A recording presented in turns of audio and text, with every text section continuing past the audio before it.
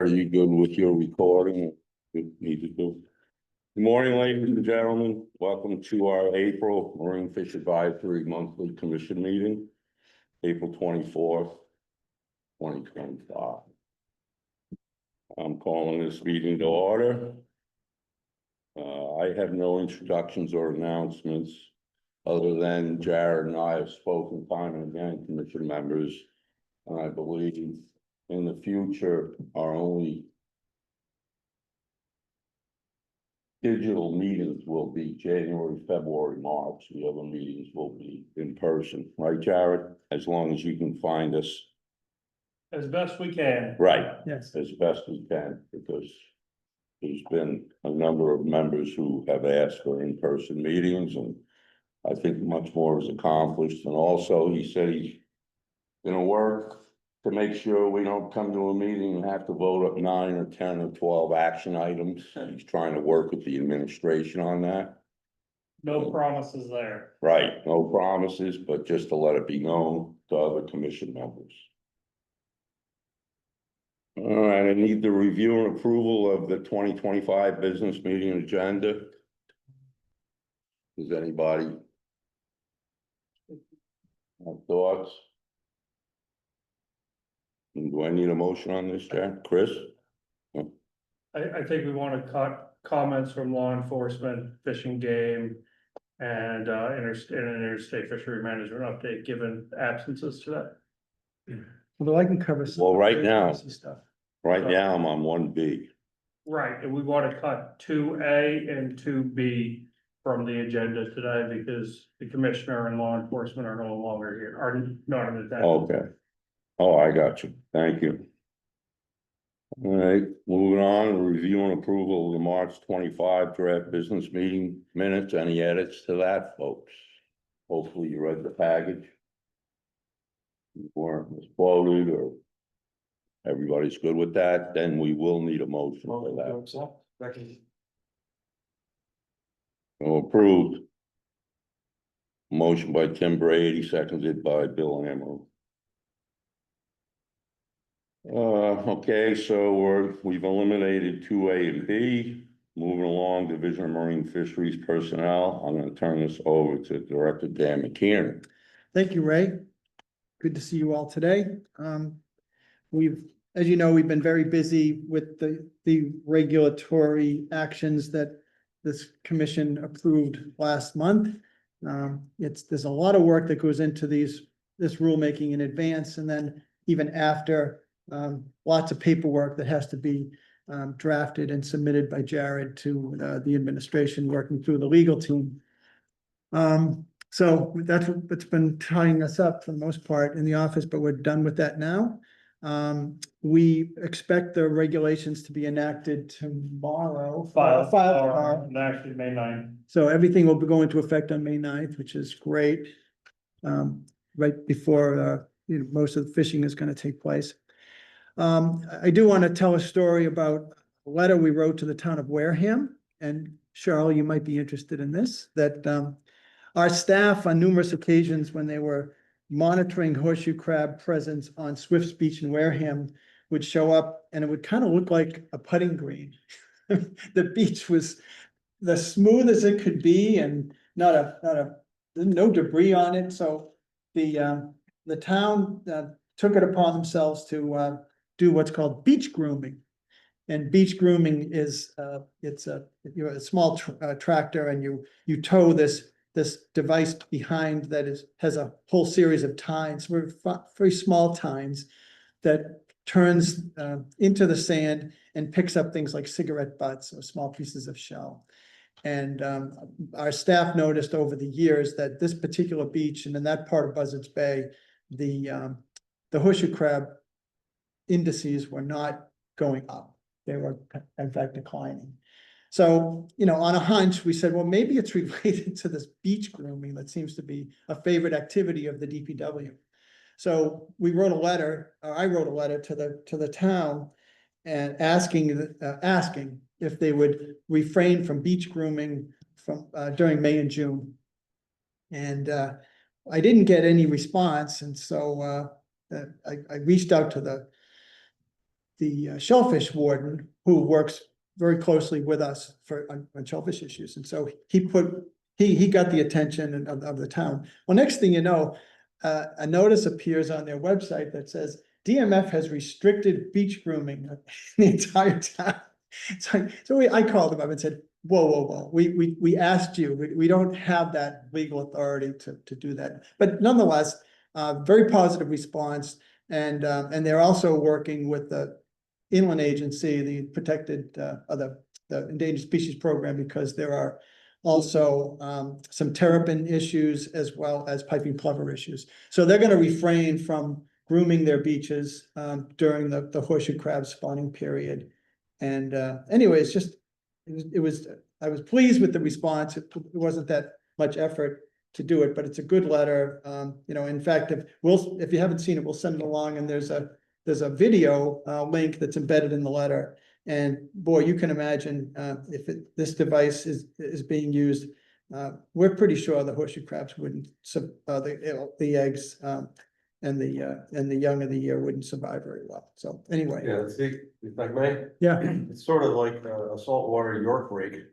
If you've ever used a York rake on a driveway or on a trail in the spring after mud season up north like we do, it's got the power to really turn things over. Not gonna be friendly. Great on the driveway when you want to get the ruts out. But, and it does work.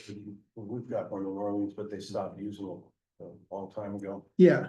I mean, we're okay if they use it in like February and March to remove, Yeah. you know, like litter or whatever, Mhm. but it didn't. And I can mention, because there are places where you can observe high numbers of horseshoe crab coming in for their spawning activity, starting now, they're beginning to show up, in the Nauset Harbor, Nauset Marsh.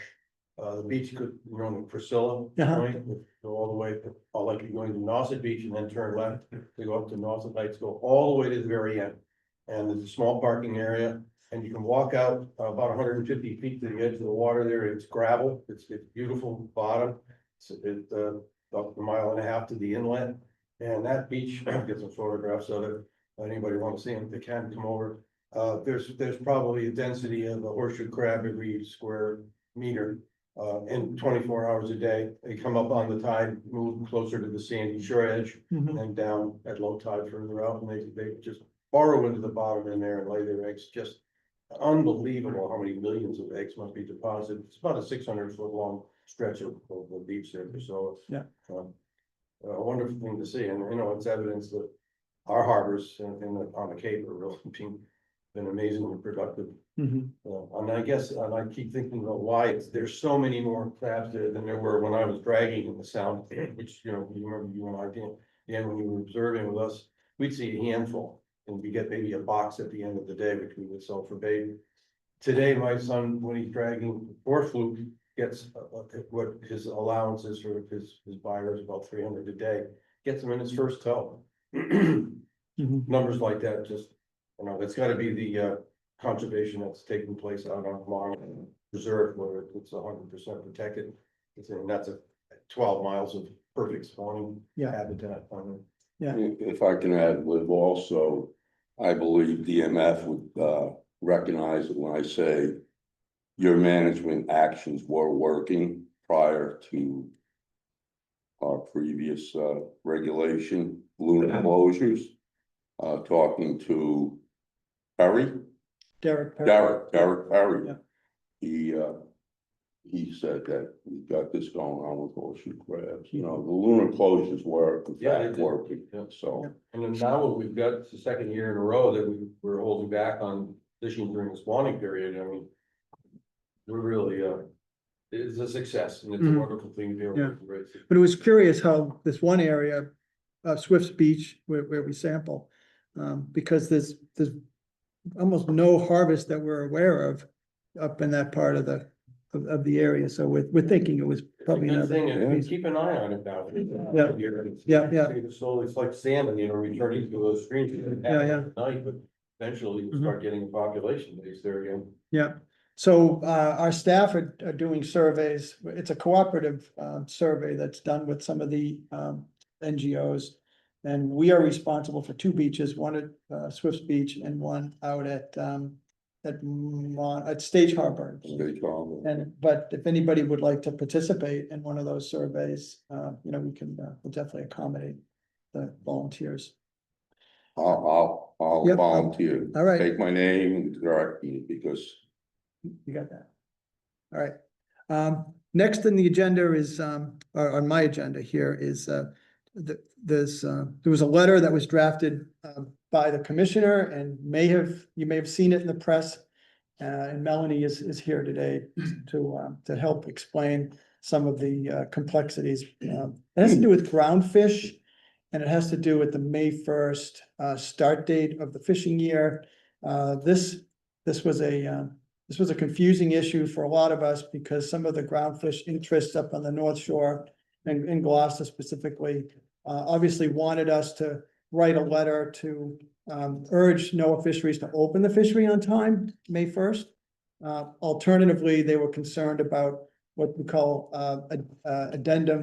Amendment 25, as well as Framework 69. And what those do is one is redefines the cod stocks from 2 to 4, but then the second one, the framework, actually sets the annual specifications.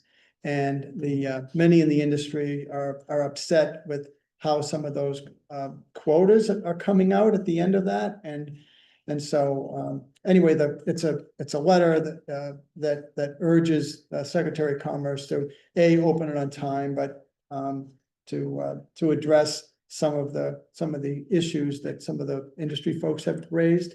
Melanie, do you want to fill in some gaps there? Yeah, we had a meeting with some of the Gloucester industry folks and some of the state reps from Gloucester 2 Fridays ago. It's a very dynamic situation because some of the folks up there are pretty desperate about the total allowable catches that are going to result in this next fishing year. And especially concerned about the haddock quotas for Georges Bank, which have been dropped dramatically. And that's really going to put a crimp on the whole industry. So. I have a question for Melanie. At what length are the haddock on Georges Bank spatting? I can get back to you on that. I don't have that off the top of my head. I know it's more than 16 inches and I never understood why the council reduced it from 18 or 19 to 16, other than fear of the fishermen. We're kicking so many 16-inch haddock over. And once again, if we're not protecting the juveniles that have yet to spat, I mean, I can understand. We dropped down, there were some concerns about the L50 being below that 17, but I haven't looked at the recent data, so that's not on this change. Right, I recall the year class was so strong that the fish was stunting. Yeah, They weren't Yeah. growing. but it's starting to. Yeah. that's- Yeah, I know. It's the same thing with the herring. They stunted and they started spatting at 4 inches as opposed to 5 or 6. And they did, those haddock, not all of them, but enough of them did have roe in them, and I was thinking, wow, this is amazing, because you don't normally see a fish that small with a mature egg sac in it, and they did. The 16 Yeah, inch. the 16. We caught a lot of them that size, and it seemed like forever. They just would not get any bigger. And eventually, of course, those things all worked their way out. They did get a lot of fish. I don't know if it had any impact on the overall health of the resource later, but yeah, that was a conundrum. We were pleased that they made the change as fishermen.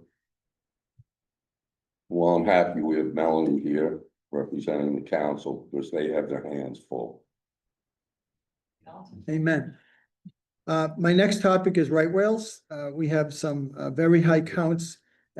This is April school vacation and believe it or not, it's always the busiest time of the year for us in terms of counts of right whales. I think the flight on Monday had 97 whales, and that was in Cape Cod Bay. And they were basically in the lower third of the bay from around South Plymouth up to Provincetown. If you drew a line, everything was south of that.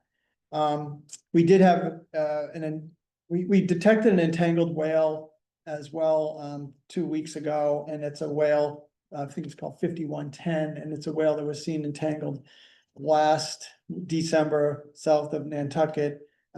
Based on our reviewing the photos, we were under the impression that it was like heavy poly line, but what it was actually a gill net, head rope, with a lot of the twine that was kind of, all bundled up, making it look like poly. But anyway, it was a gill net, and they've removed a lot of the line, but they don't have all of it off yet. If there's any consolation, it wasn't a female, it was a 4-year-old male, which are clearly more expendable than the reproductive females. But anyway, so they're trying to deal with it. The whales actually were in the canal. That particular whale was in the canal.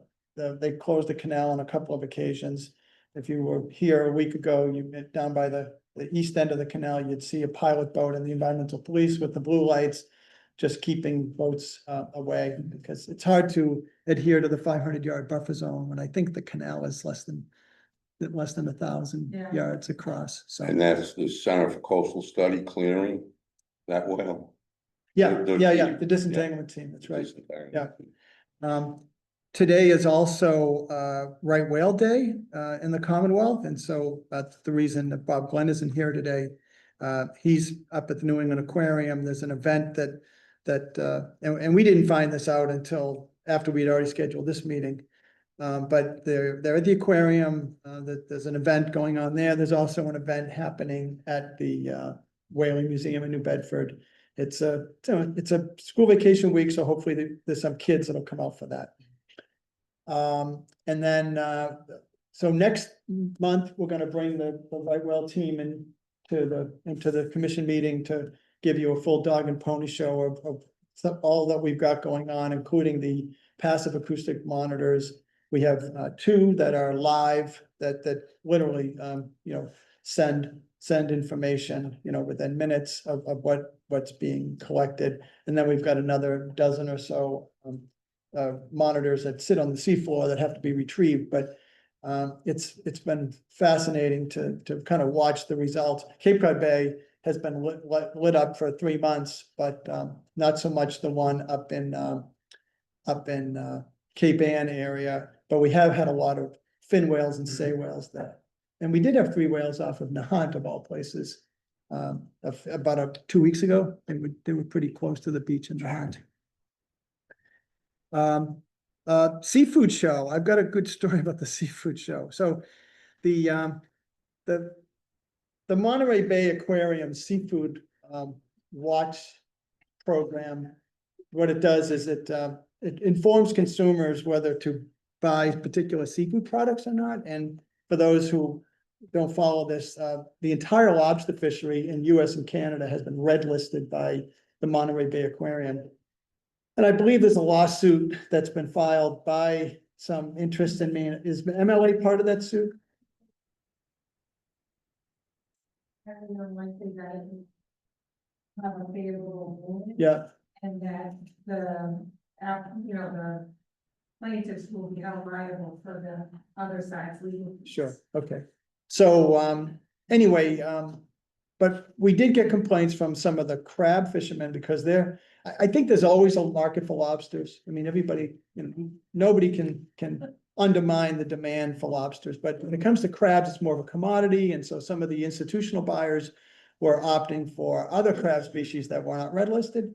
And so the Jonah crab product was suffering in the marketplace. And so we wrote a letter to one of the primary processors, and just sort of stating in our view that the fishery is in full compliance with the interstate and federal management plans, it's sustainable. And so he was able to use this letter literally to move his sales, because the buyers just want to hear from an authority. And right now, Monterey Bay Aquarium, it fills this void or this niche. So I do have a call with them, and I can kind of relate. I mean, if they want to raise concerns about entanglements, I can understand yellow. I can't understand red, because there's very little that we can accomplish there. Not to mention the fact that we fully expect to get an incidental take permit for Massachusetts lobster, and since they're not distinguishable, it wouldn't be fair for our product to be red listed. And finally, on June 14th, DMF is doing something, something novel. It's an idea that one of my staff had from his time in Florida, Gary Nelson, who runs our Cat Cove Lab. We're having kind of a festival of sorts at our Cat Cove Marine Lab with tents and touch tanks, and it's sort of geared for families and the public about all the things we do at DMF. And I hope if folks are inclined that you'll join us. It's I guess all day on the 14th in Salem.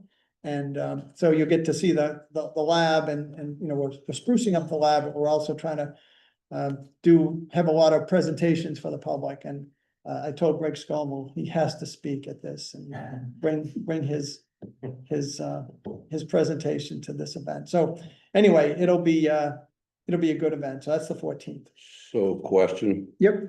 Jared, were you thinking about doing a commission meeting up there? I do not think we're gonna have a need for a commission meeting in June. I think the one thing that I don't think we'll be able to handle in May that we'll probably need to meet sometime in the summer is finalizing the recreational cod and haddock limits, but given the dysfunction at the federal level, I'm not gonna hang my hat on when that's gonna be right now. So we'll wait for them to get the rules in place and I'll follow up with you folks. We might end up just having, depending on the timing, a very short virtual meeting just to deal with that singular issue.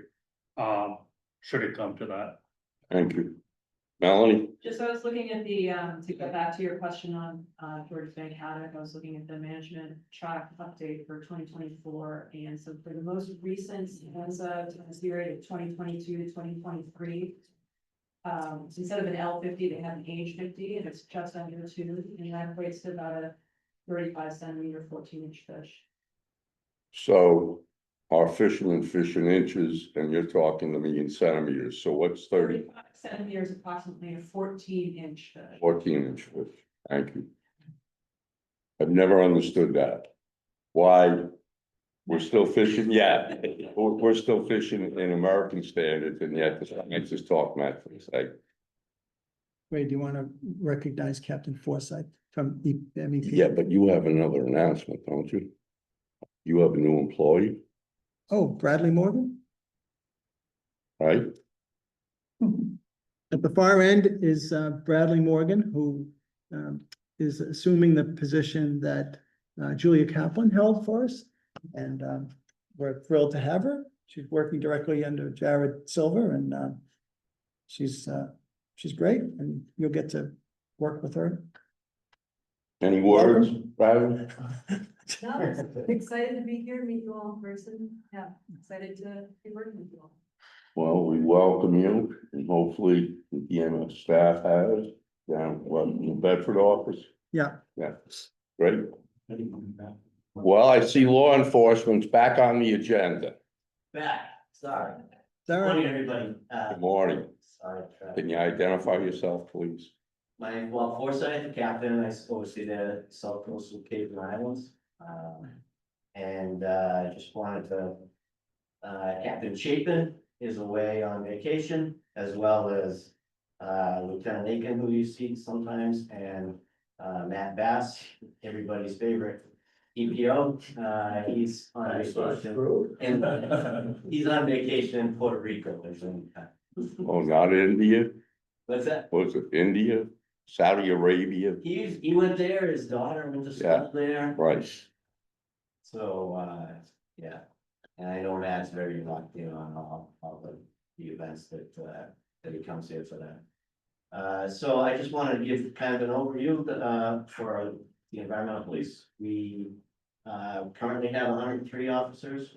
We have 3 that we are doing backgrounds on now to fill 3, openings that we have, that freed up with people that made it to the finish line and moved on to retirement. So we're looking at that. As far as right whale patrols, we're right about, since the beginning of the year, a little under 500 hours of patrol time, working with all year and doing speed enforcement. Now will be both recreational drilling activities having to pick up there. We did have the opportunity to take Secretary Tepper out yesterday, to see the right place. Oh, And it was an absolutely beautiful day, and she got to see a lot of things. So that she was happy about that. As far as, we've taken delivery of some new patrol vehicles, we're in the process of doing that. And, we did have, I know there was some issues with landings that were being complained about down in Provincetown. And that we did, make a couple of cases down in Provincetown, with, lobster landings. Officer Hopwood, who is really, really doing a good job, made a case down there and a significant seizure of lobsters. It's gonna be an interesting case because I think a lot of it, again, it was triggered by observations by Lieutenant Bass. It was based off BMS. So it'll be an interesting case, as to how you proceed with that. We did have sent a number of officers to, some horseshoe crab training that, I think Jared coordinated. And I had a lot of positive feedback. The guys, really like that. Guys you can kill, really like that. And I think that we should proceed with, you sent another email for some more training like that. I think that would be beneficial.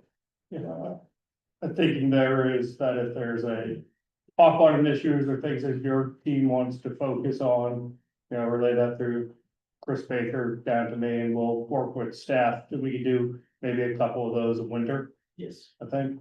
I wanted to get to the horseshoe crab. I personally went down to, where they draw the blood down at the newer facility that was going through some time, when they were implemented. Mhm. And they were housing them, before they had their permits.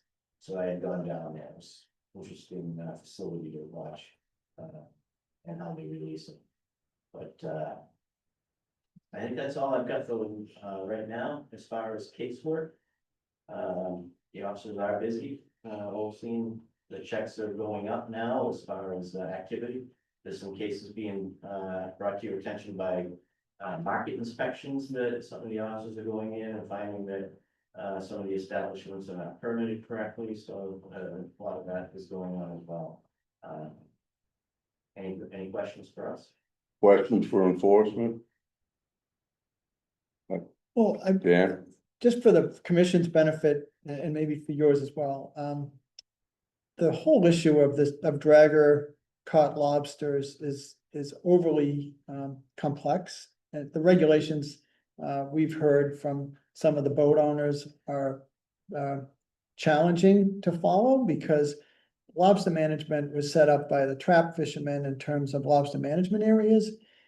Yet the mobile gear fleet fishes across lines, so what we tell them is that if you're going to fish in an area, you have to have that on your permit.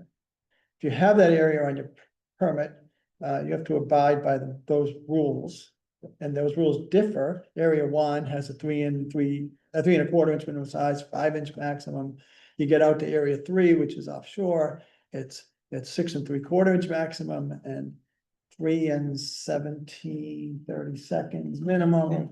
Area 2 is different, out of Cape is different, so we had a conversation with the prominent mobile gear interest and tried to start the conversation about, maybe we should, consider going to the ASMFC and create a simpler set of rules that still sufficiently conserve lobsters, and then maybe break down the lines for the mobile gear fishermen. I mean, I think, Jared, you took a call from one of the boat owners who said that it's just like a bust waiting to happen because of the complexities of the rules. Now, this is kind of like redrawing the Middle East, so, it won't be easy.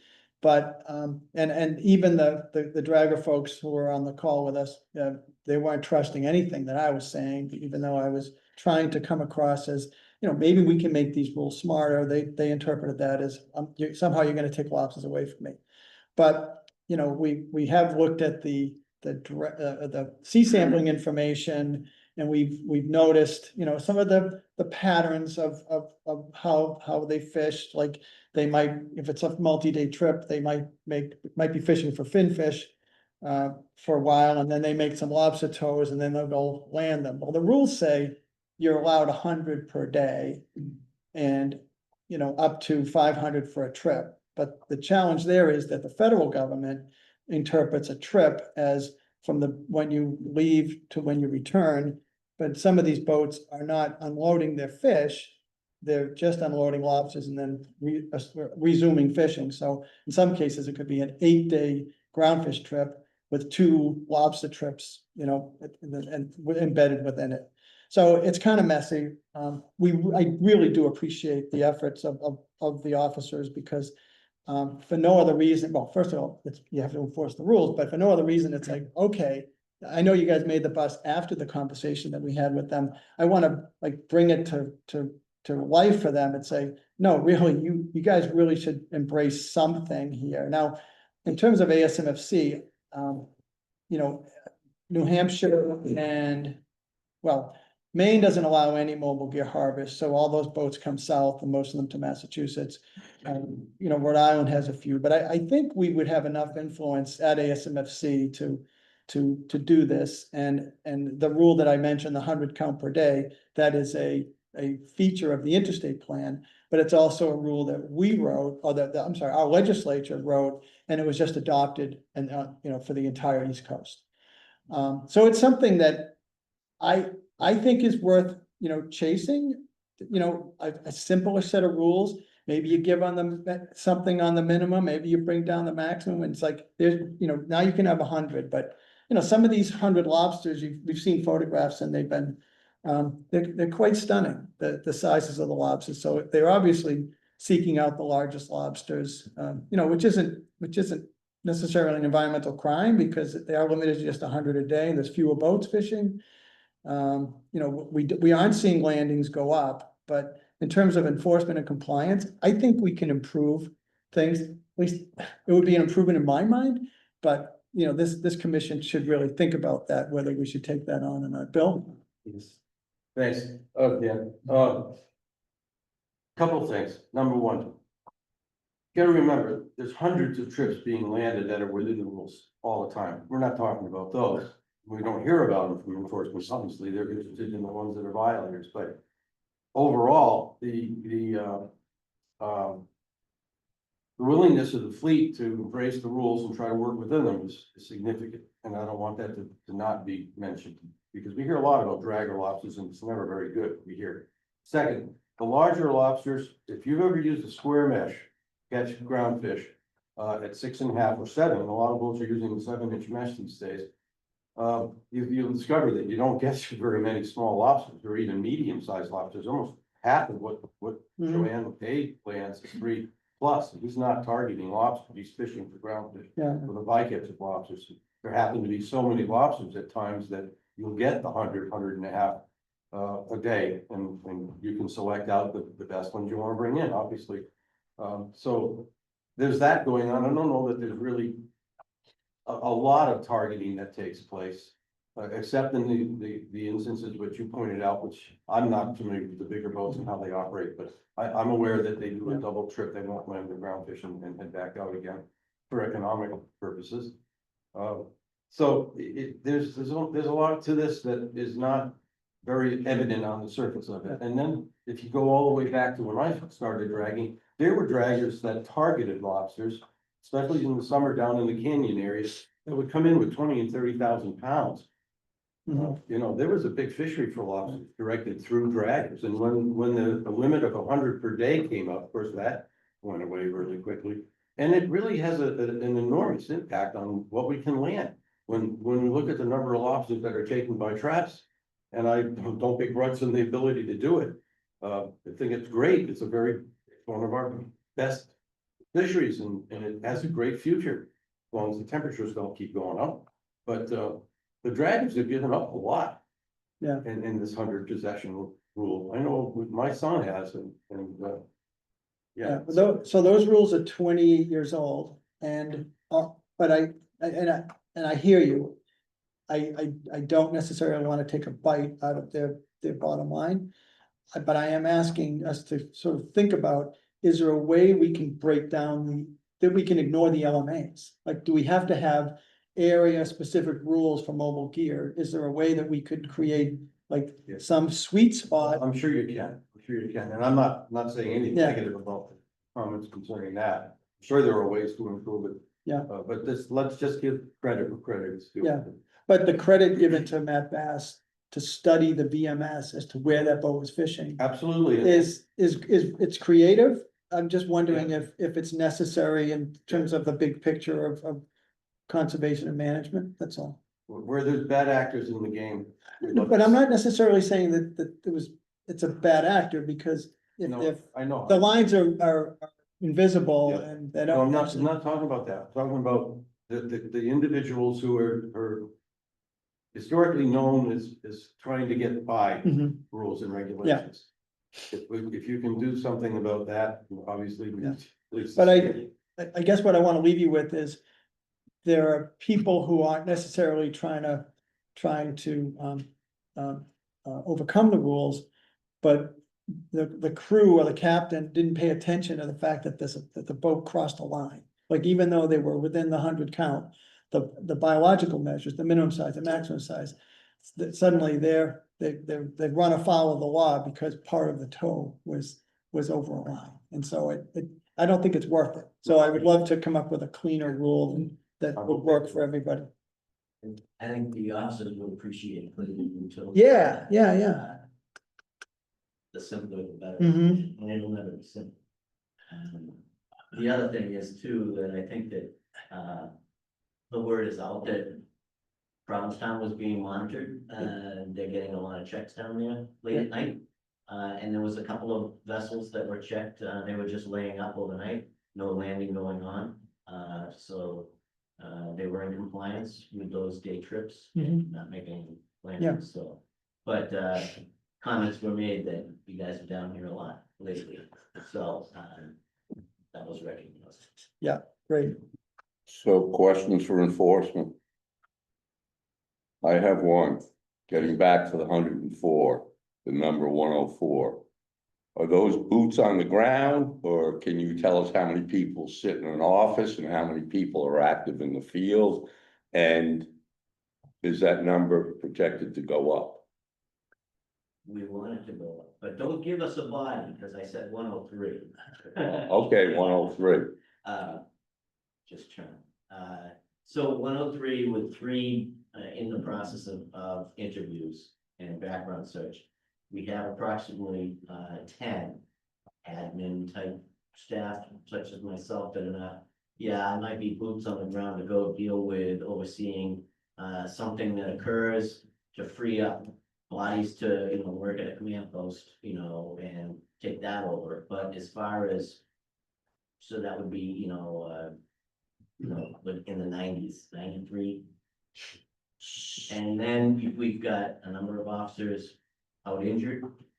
We've got officers, on military orders. We've got officers, FMLA, they're out for, adding to their families, with paternity and maternity leave. And then vacation schedule, so it sounds like a lot of officers, but it is for a statewide agency. We just don't have the manpower, and then once DCR obligations kick in with pools and state park, that impacts our ability to function and make the checks on the water that we need to do. So we're constantly juggling manpower to meet needs. So it's been a mission of this commission to submit a letter to the governor's office annually. And the last letter was a strong letter, I believe. So are the numbers on recruits and personnel going up at this point, or because of attrition and health issues, it's going down? It's purely because of retirements. We're only able to fill FTEs, those are body vacancies. We're only able to fill those FTEs that are vacated. I know Colonel Mason has on numerous occasions tried to, express the need for manpower and asked for, a substantial increase in officers. I think, it's just a climate that we're trying to, get the funding to do so. Thank you. Any other questions for enforcement? Khalil? Thank you, Mr. Chairman. Thank you, Captain, for your report. Am I correct to say that unless there's a special detail or certain activities that might go on during the evening, it's safe to say that the environmental police are only active during the day? They're not, you don't have shifts that go into the evening? We do have shifts, if you're done with the question. Yeah. We do have shifts that go into the evening. We target such events like problem areas. We primarily, a lot of our activity is during. But as some officers continually work at midnight, so their schedule reflect. It's sporadic throughout the state. We're broken up into different regions, from Gloucester to the Cape and then inland. So, manpower, it's all spread out by different schedules and different lieutenants oversee those schedules. So as to shift work, we primarily don't work like a municipality, day shift, 7 to 3, 3 to 11, 11 to 7. We're not really set up like that. We do have dispatch on 24/7 and officers are sporadically working night shifts. As the summer approaches and as DCR and detail work, or added manpower, it's, for their obligations for, the state parks and forests. They can work that depending on the time frame, and we get additional manpower into the later evenings. But again, that's for, those DCR parks. Yeah, I've just said this before. There are some jurisdictions, town jurisdictions, police departments who have, for a town, have 100 police officers running 3 different shifts during the day. Mhm. And it just doesn't make sense to me that we have an environmental police that are covering the entire state, and we have 103. When I started on the commission 9 years ago, there were 85. Due to the letters, such as the chairman just mentioned, letters from not only from the Marine Fisheries Advisory Commission, but also from the rec panel. We've also written letters from the rec panel to urge an increase in the number of environmental police. I think it's paid off. And it's just 103 is better than 85 when it first started. But it just doesn't make sense to me that you would have a police department in some communities to cover the whole community, have 100, yet we only have 103 for the entire state. Doesn't make, I know it's a fiscal problem or an issue, I should say problem. And I think we're in the right direction. And I just think we just need to keep up the pressure with the secretary and with the governor to urge more environmental police to get into the system. It only makes sense. It's not, marine fisheries alone is a $1 billion a year industry. Where it was, I don't know what it is today. But 4 years ago, it was $1 billion industry, and it doesn't make sense that we're not trying to protect that industry as the best manner that we can. When I started, I'm not scolding you by any means. I'm commending you for what you're doing. no, and I appreciate you recognizing our shortages. When I started 31 years ago, we were 132. Mhm. We were 132 officers. Somewhere along the line, with some administration, they felt it wasn't necessary. And it is absolutely most necessary to be able to get those numbers back up to, I would say, a minimum of 150.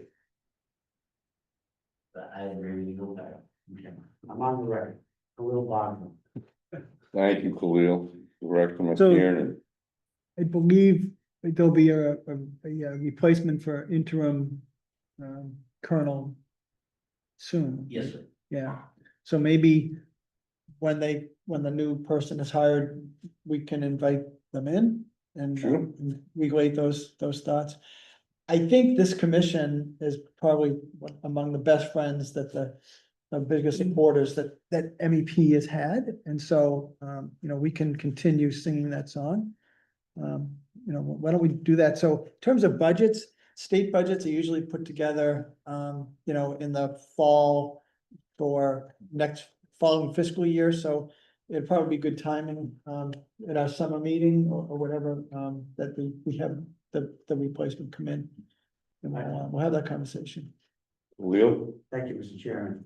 I'd like, in corporate culture, to develop good culture, a manager or a leader will manage by walking around. That's a term, managing by wandering around, walking around. It would be great if the governor and the secretary and those folks who are pulling the strings for the money or whatever, were invited to go out on patrol for a day or, you know, to see what law enforcement actually does. I wouldn't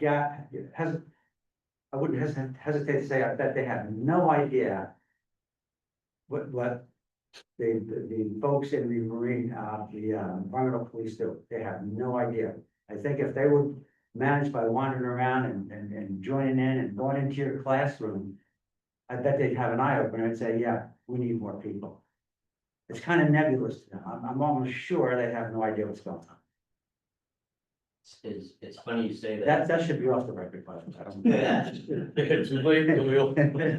It's funny that you bring that up, managed by wandering around, because currently Colonel Mason, who you've met, and knows you, this board is very supportive, as does Chris Baker.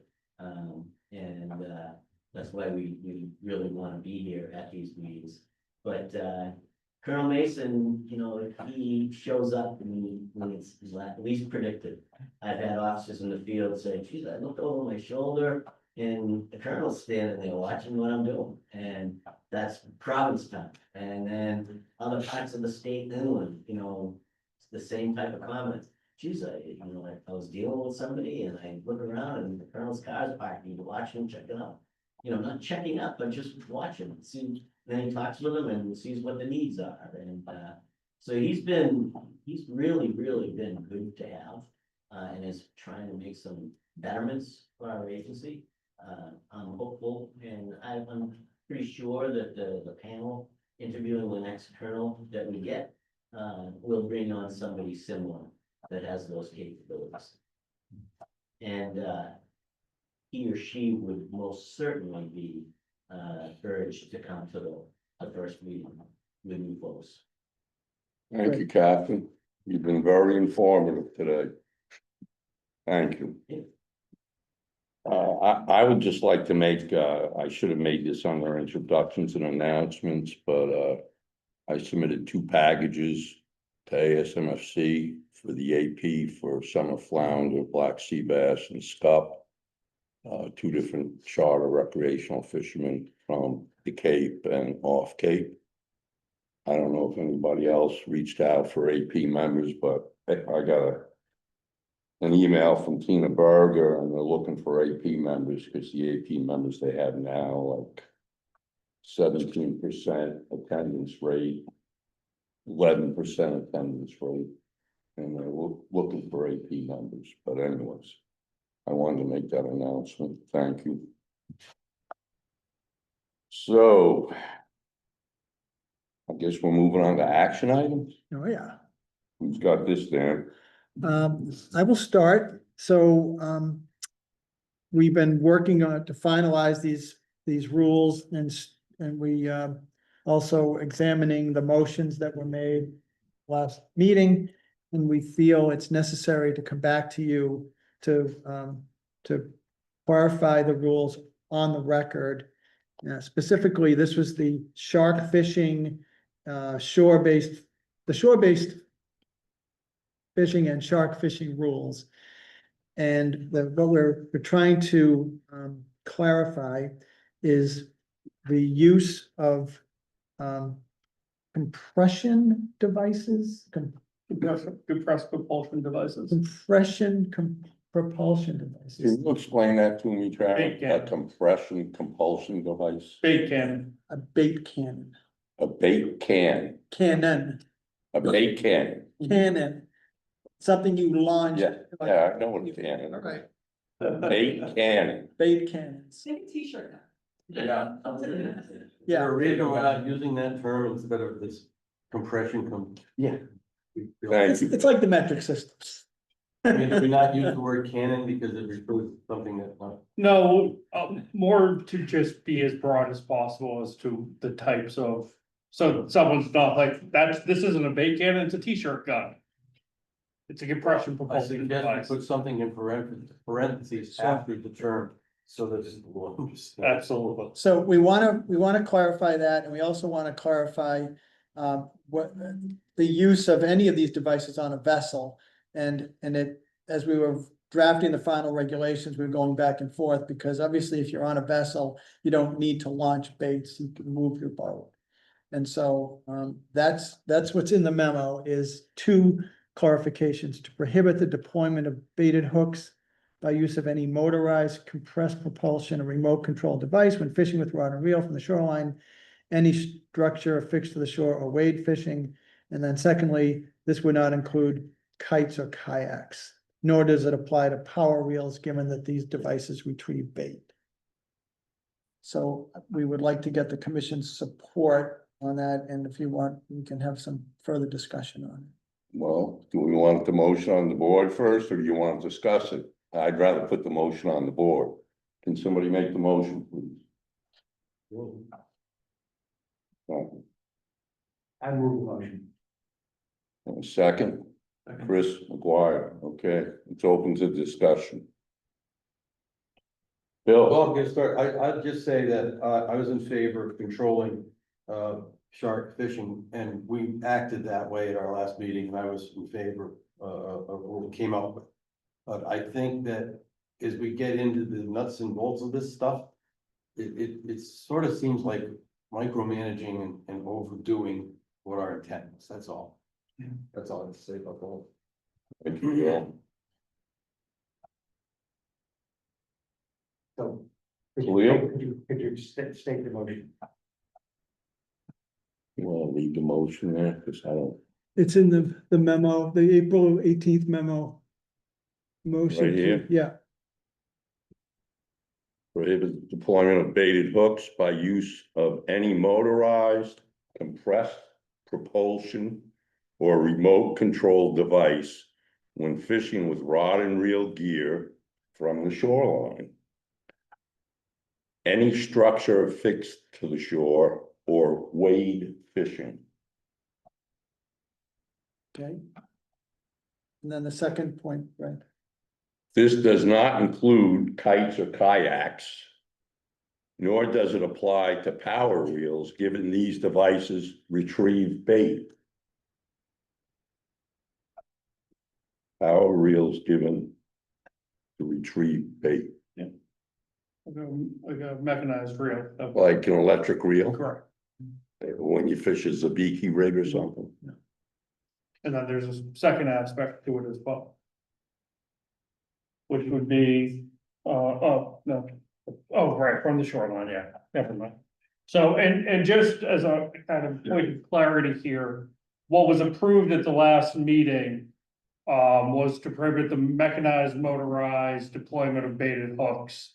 It didn't specifically call out compressed propulsion, and it was unclear as to whether or not it would apply to all fishing activity, just not shore fishing activity. So what this seeks to do is twofold: to clarify that compressed propulsion is a type of mechanized device, and that this narrowly applies to shore fishing and not all rod and reel fishing. So if we don't get approval on this today, what we'll move forward would be a mechanized and motorized device deployment prohibition that doesn't clearly call out compressed propulsion. And it would broadly apply to all rod and reel fishing activity. And that would be included from a boat. Correct, So this is narrowing it down just to the shore fish. correct. So we already, I wasn't here, I was in California. Fortunately, or unfortunately for this, I mean, but. Were you sure this was in the Baja? Yeah. So it passed with the intent of what we're trying to do today. But It was my intent, I- that this was my intent when I was drafting. the memos with Dan. Unintended consequence, it included all means of fishing from, well, okay.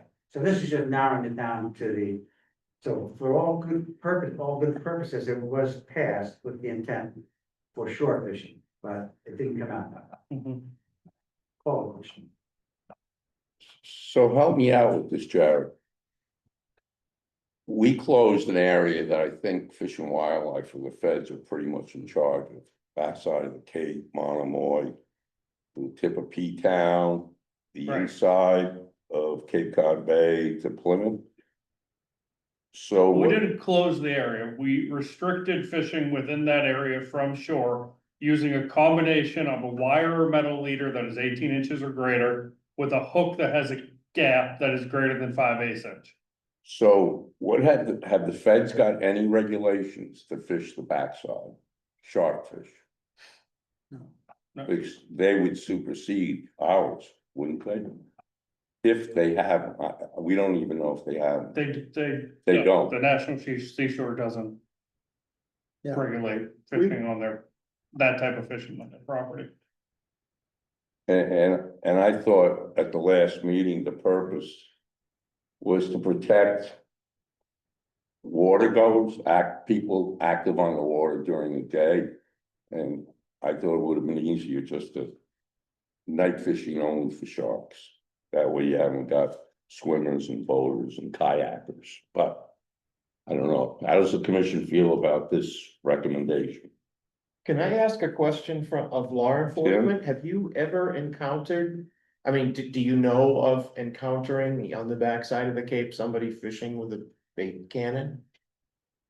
I'm unfamiliar with it, and I didn't know if I was gonna get the opportunity to ask, because I'm sure Jared ran this product by Matt Bass. So when I heard it, hopefully it's excluded similar to like flare gun with the licensing requirements of a firearm. So I don't know what the propulsion or the dynamics are causing, it launching a projectile, which is the term used for it. But I haven't heard of these cannons or what the device is. I don't know if it's handheld. I don't know if it's something that's affixed to the ground like the old launchers in the military. So I don't know what it looks like.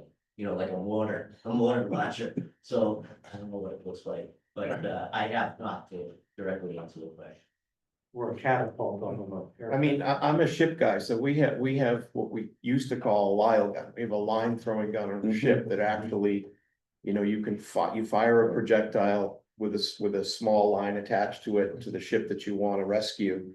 And then they pull that small line out. We attach a bigger line and a bigger line and a bigger line. So I'm just trying to visualize what we're even talking about here. It's not really clear to me. Thank you. I moved the question. You're moving the question. We have to take the, No, it means we have to vote on we have to vote on it. Yeah, whether we're gonna end the discussion. Is what it means. so Robert's rules, you're moving it. Do I need a second, Dan? And he I moves. That means He wants to move it along, but do I need a second? think you need a second on. It's not debatable. Well, that's a new one. Thank you. We vote on the motion to move the question. But And it if has to be it's seconded. successful, we vote. You'll second. Thank No, you. no, I'm not seconding. You're not No. second. It has to be seconded. I was, It has to Yeah. be just seconded. clarification. Is anybody gonna second? Bill Doyle, thank you. Well, all those in favor of the recommendation? To move the question or on the recommendation itself? I think we've had, the All right. motion's on the board, we had a discussion. I think we're voting on the recommendation. All right, so on the original motion. Yes, which I read into the record. So all those in favor? Leo, Chris, Bill. Those opposed, Bill, Mr. Brady? You got your recommendation, Carol, Thank you. 3-2. Well, don't you get a vote, Mr. Chairman? No, It's not tied. tie vote. Okay, Thank you. I got you. Thank you, Captain. You were very informative today. Seriously, And just unfamiliar with, or if I, if I throw them. well, it's coming up the But coast. like I said, I'm sure that you ran it past Matt Bass. All right, okay, moving on, emergency rulemaking and implementing addendum 32 to the American Lobster Fishery Management Plan. all right. And I will, let me be clear, there's a 8, 9, Mhm. 10, 11, 12-page memo. I wrote this for you. I also wrote it for the record. So when, someone 25 years ago wants to know what the heck happened, it's all here in my words. So we just want to point out, I want to point out to you a couple of things. First of all, the commission is going to vote, I'm sorry, the ASMFC, Atlantic States, will vote a week, in 2 weeks, on addendum 32, which is going to renege or repeal parts of addendum 27, which we're going to raise the minimum sizes or change the gauges, which is the minimum size in area 1, the maximum size that was going into effect in area 3 and out of Cape. the bench. And the associated vent changes, because you only need bigger vents if you're going to be increasing the minimum size. If you're not going to increase the minimum size, you don't need to change the vents. So it's going to repeal those. What 27 had, there were 2 other aspects of 27. One was no longer issuing 10% extra trap tags to lobstermen in area 3 and area 1 specifically. I got exemptions for Outer Cape and area 2. Those are the areas with very small trap allocations, and the guys need that extra little bit of tags in case they lose some gear, especially if you've got a small allocation. And it also wouldn't repeal the change in the V-notch measure. Now, the change in the V-notch measure is a hot button issue for about 40 lobstermen fishing out of Provincetown and Nauset. They're very upset about this, and they've even put in writing, on numerous occasions that they intend to file litigation over the fact that this rule is not being repealed. At the ASMFC, an attempt was made to add this to the repeal, and it did not succeed. And so, come July 1st, that particular rule will go into effect, just as the 10% trap tags are no longer issued. They weren't issued this past winter. We put that rule into effect for this season that we're in now.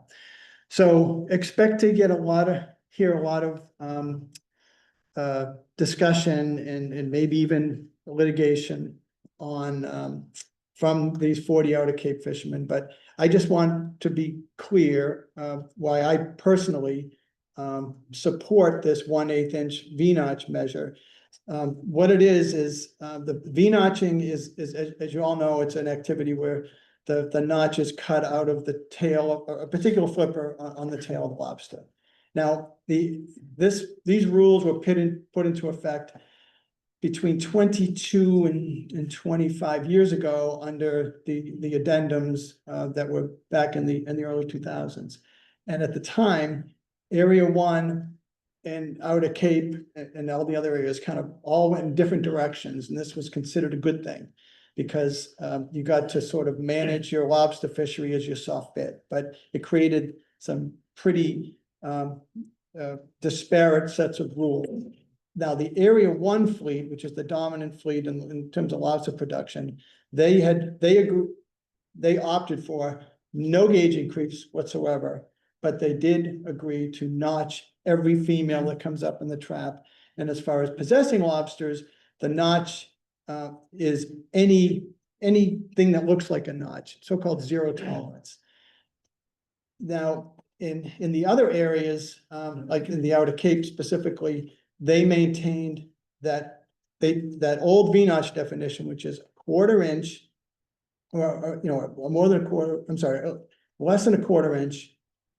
Straight sided without cedal hairs, which means the only lobster that gets protected. Are the ones that would haven't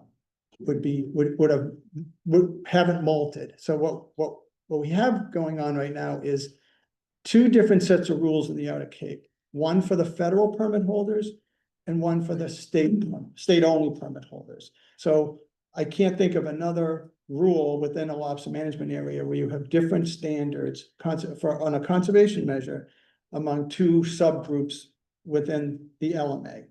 And so now Area 1 has something called zero tolerance. If Matt Bass was here, he would say, there is no such thing as zero tolerance. You know, we need a standard. Even Maine Marine Patrol, they have a standard. It's built into their operating procedures. It's probably a 1/16 of an inch. You know, it's tough to bring a criminal case against somebody for a slight imperfection in a shell. And so in my view, you know, an 1/8 inch is a good compromise, and it's already what's in place for Area 3, which is where most of the lobsters that are offshore, that the Outer Cape fishermen enjoy because they come in from offshore. That's the rule that they're subjected to. Area 2, and I think it's reasonable because you're allowing that lobster to probably egg out 1 to 2 more times, or shed and egg out. But it's not zero tolerance. It's not as impactful as the way the Area 1 rules were written.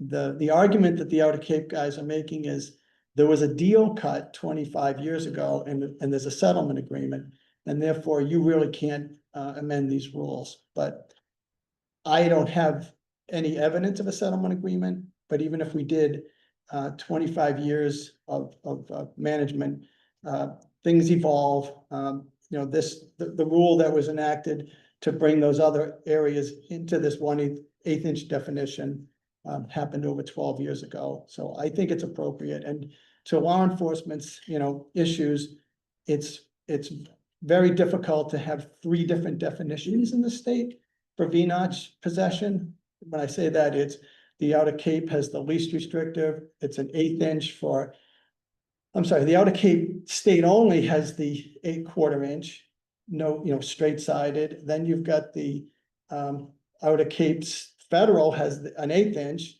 Area 3 has an 1/8 inch. Area 2 has an 1/8 inch. And then when you get to Area 1, they've got zero tolerance.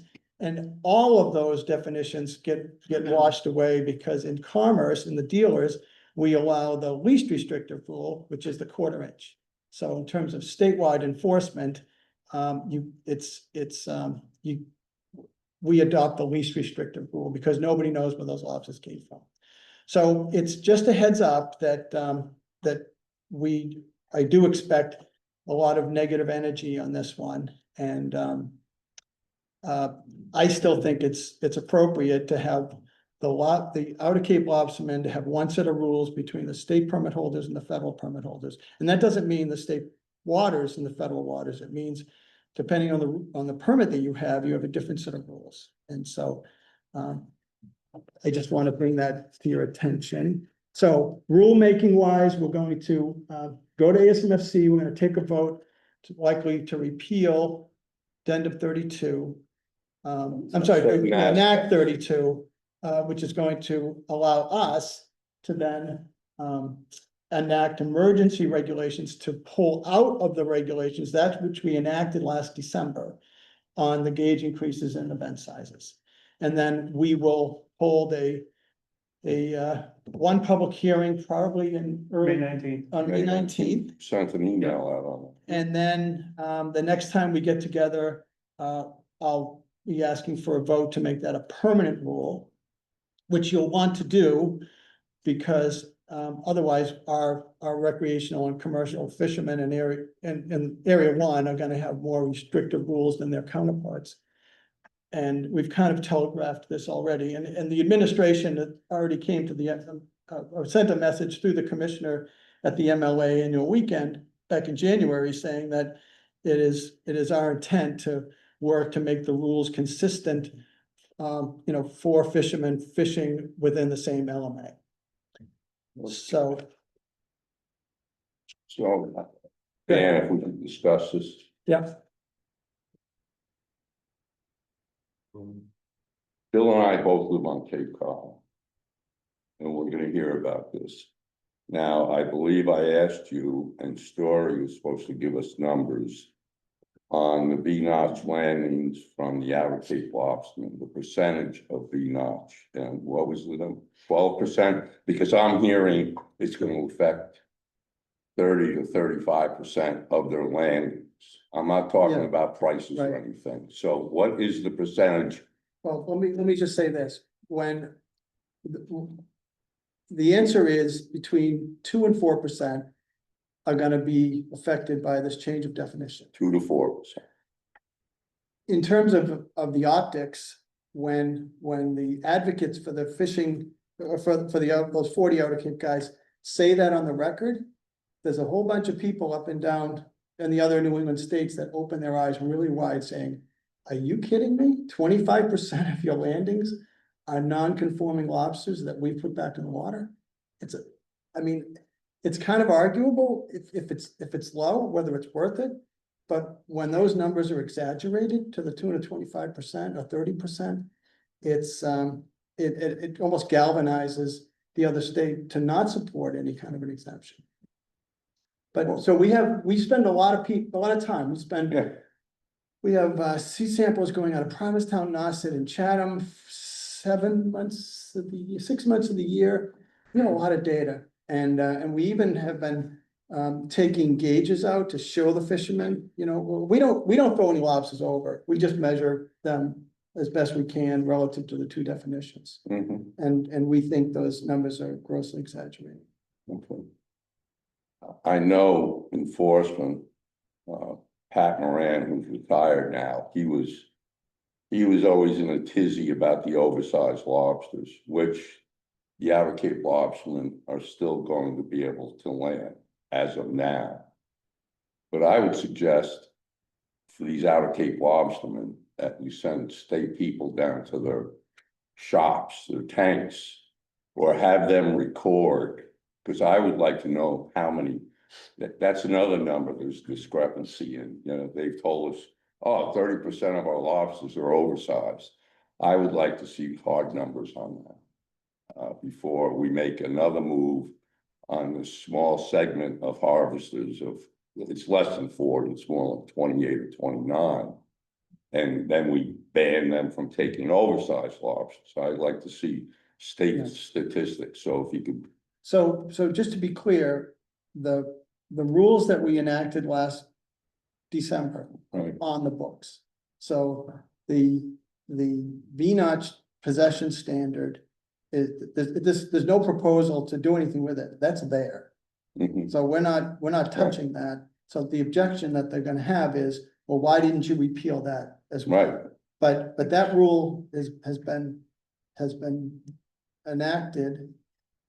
And if we were to repeal it, we could be found out of compliance by ASMFC, Right, because, I get it. so, yeah, but because you're part of the delegation. So anyway, yeah, Tracy is on vacation. She's not here today, but yeah, we have a lot of data and we're pretty confident in those estimates. And I heard earlier in discussion with the draggers. Now, we've got a track assessment coming up next year. And right No, it's now, coming August and and right now it's going like this. there has been about a 30 to 40% decline in overall lobster landings, mostly declining in the state of Maine. So we haven't seen the decline so much down our way. Because I know on the outer Cape, not only the state permanent vessels, but the federal, they're fishing Georgia's bank lobs for the most part. Mhm. And that's why we have a larger carapace size Right. as opposed to Area 1. Right, But it's now considered one stock. Gulf of Maine, Right. Georgia's Bank is is considered one, and the reason it's considered one is when they were studying the catch composition on George's Bank, a ton of V-notch lobsters were showing up. Mhm. And since Right. there aren't any requirements to notch on George's, the question is, where are they coming from? It's because it's one system. The And transition. And that's why I think at ASMSC, we had to remind the council that we manage lobster when they wanted to let the scholars into the Mhm. northern edge. Yeah. And Tracy did a great job presenting them. Right. And Eric Reed just canned the whole idea, so, which was good for the lobster industry. Big bills. Bill, Yes. I'm sorry. No, it's all right.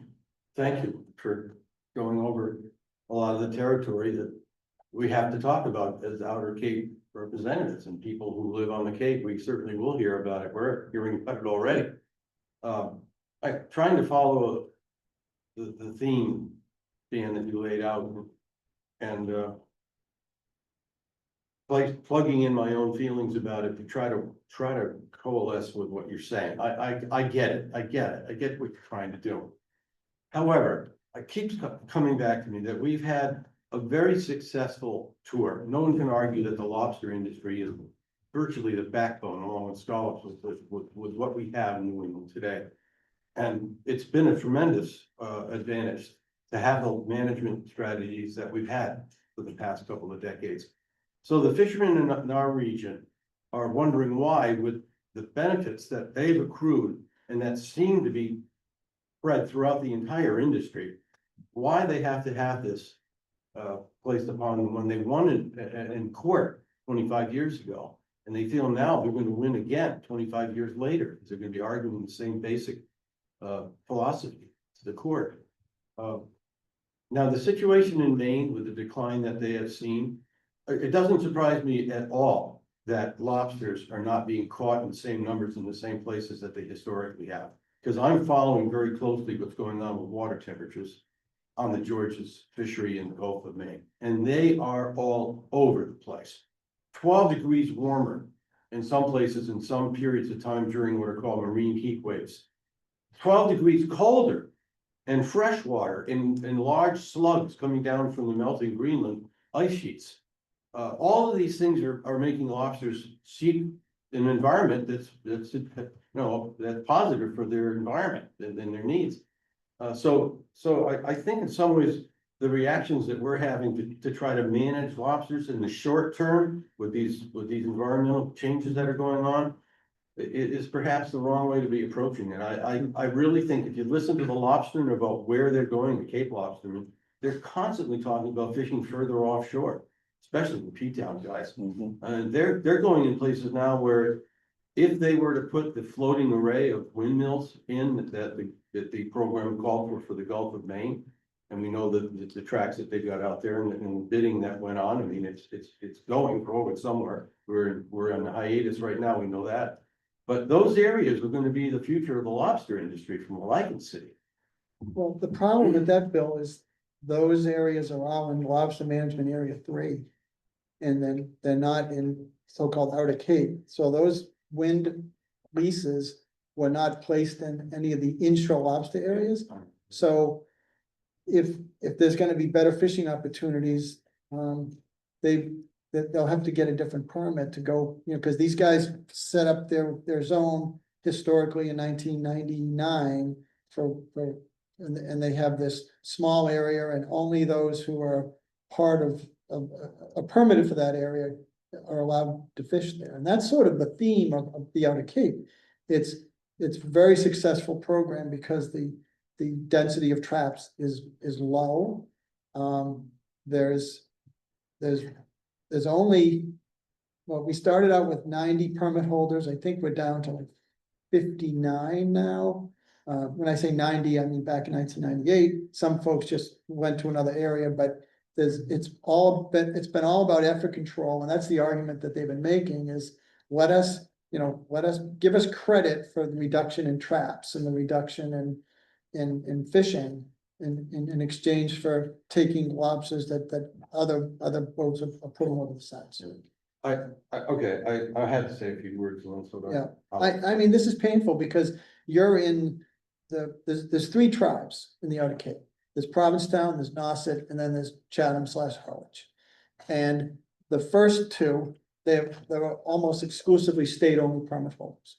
Because of the VNOx rule, a lot of them gave up their federal permit because they didn't want these more onerous federal rules to be applied to them.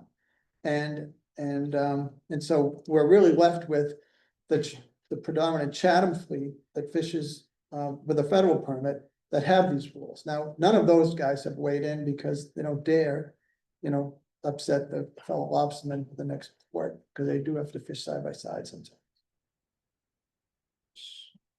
So I have a question.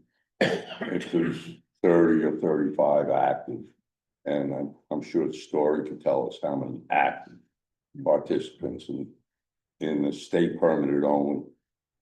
Can we throw them a bone and get them a federal permit, Dan, so they don't have to go out and spend $500,000 on a federal permit? It's just a thought coming off of Bill's conversation. If this fishery is gonna occur offshore, and I know for a fact the boats going on the Chatham are fishing 20 and 30 miles offshore now. Mm. And I have nightmares at night thinking when we used to haul single traps and then we went to trawls, but these gentlemen have discovered that fishery way offshore. Is there some kind of bone we could throw these people? We could, that was my argument from the beginning when this area was created was we really shouldn't have state and federal differentials. It should just be the area should be able to go across federal Right. lines, but that's something we can address with the new administration. Maybe they'd be amenable to that. I wouldn't have any objection. Thank you, because once again, being a commercial fisherman in my life, I just feel like often we keep taking. And I know where they're coming from. I hear them. They were the first ones to come forward with a conservation equivalency plan. And I would like to at least give them a bone. Okay, guys, you can fish federal waters. Yes. If you so choose, which means a larger boat, because a lot of the Nauset fishermen are still fishing Well, 25. a lot of them foot can't fish a center. larger boat across the bar. Well, Bob Merrick fished the 42-footer. Yeah. The big boats can get across. out They of the did, inlet. I don't think they go much longer. Okay, We're down to but virtually nothing from Nauset. so then the larger boats, like Glenn Sevenson, he fishes out of Chatham. There's a number of them who have moved down to Chatham So, Yeah, to fish out. It's just something, I would like to give them something as opposed to just slapping them down and saying, no, that's it, guys. If we Yeah. come up with something, yeah, I would appreciate it. That's, yeah, let's work on that. yeah, Chatham, is absorbing some of the Nauset fleet. You would like to go to E-Town, then you east end, but it's a little harder to get into town these days than it is Chatham, Harwich. But, might as well right off, Nauset is filling in, it's really a sad thing to see that beautiful deep water estuary not that many years ago, filling right in. It's just happening, and there's nothing really that can be done, it's a natural event. We talked about dredging for a while, but really dredging a 60-foot wide channel to make water flow into that estuary. The eutrophication is really bad right now, and all of the ponds that used to be, we're talking about the clams and what you could dig and what you could harvest for mussels, it just doesn't exist anymore. Yeah, I know you want to move on. there's also another port, Stage Harbor. There are a lot. Yeah, well, that's what I meant, but Yeah. Chatham and Harwich are kind of like, Yeah, that's a separate tribe, but most of them have federal permits. Anna, do you have some? Yeah, just to clarify, it's about 2/3 state only, 1/3 has a federal permit, out of about 65 permits. 2/3 and 1/3. Right, And how many active participants are there? In total, In state only permit, about 30. 30. It's not 40, it's not 45, I was told 29 State only permits issued, about 30 of them. are active. Yeah. Right, so I think we should start referring to that number of 30 in the future as opposed to 40 or 45. But, to throw 30 guys a bone, you wonder, I often, and I feel for them, being commercial fishermen our entire lives. You can't just keep taking, please, let's work with them, let's give them something. That's all, thank you. William? thank you for sharing. Dan, the director, what will happen if addendum 32 doesn't pass tonight? Oh, at it's gonna ASMFC? pass. Yeah, it will pass because, It will pass. yes, there's We zero had chance. that little caveat.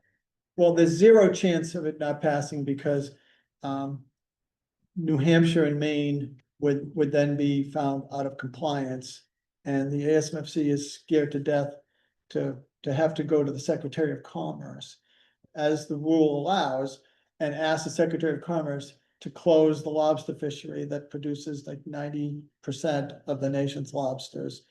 Especially with the uprising that occurred among the fleet. And this is how it was all presented. I saw the infamous videos, but the second public hearing that Maine held, there was some very vocal characters who showed up and were super insulting to the Maine DMR. And Pat Kelleher succumbed to the pressure and 3 weeks later retired.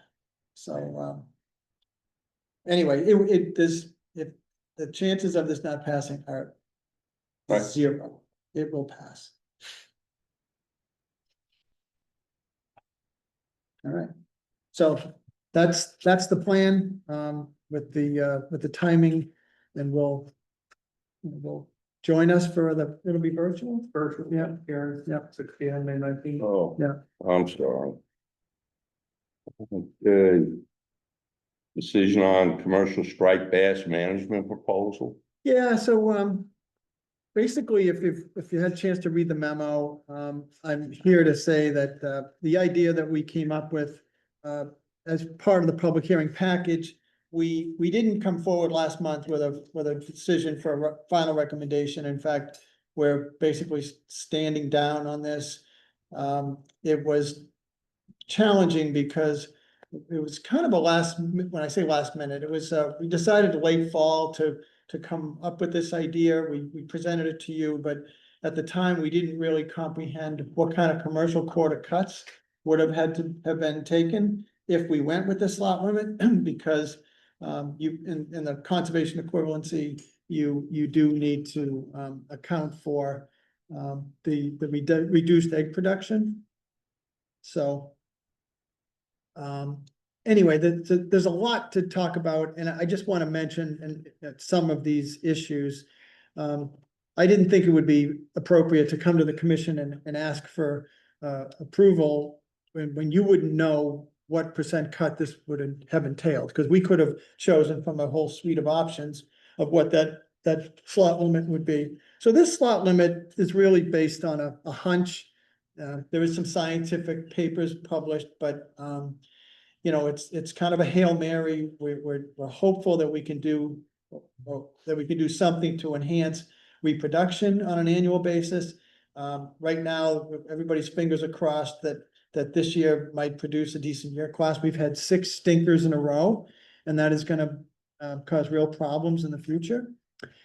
So that's the reason that we didn't, and so we couldn't tell you what the impact was gonna be on the commercial quota.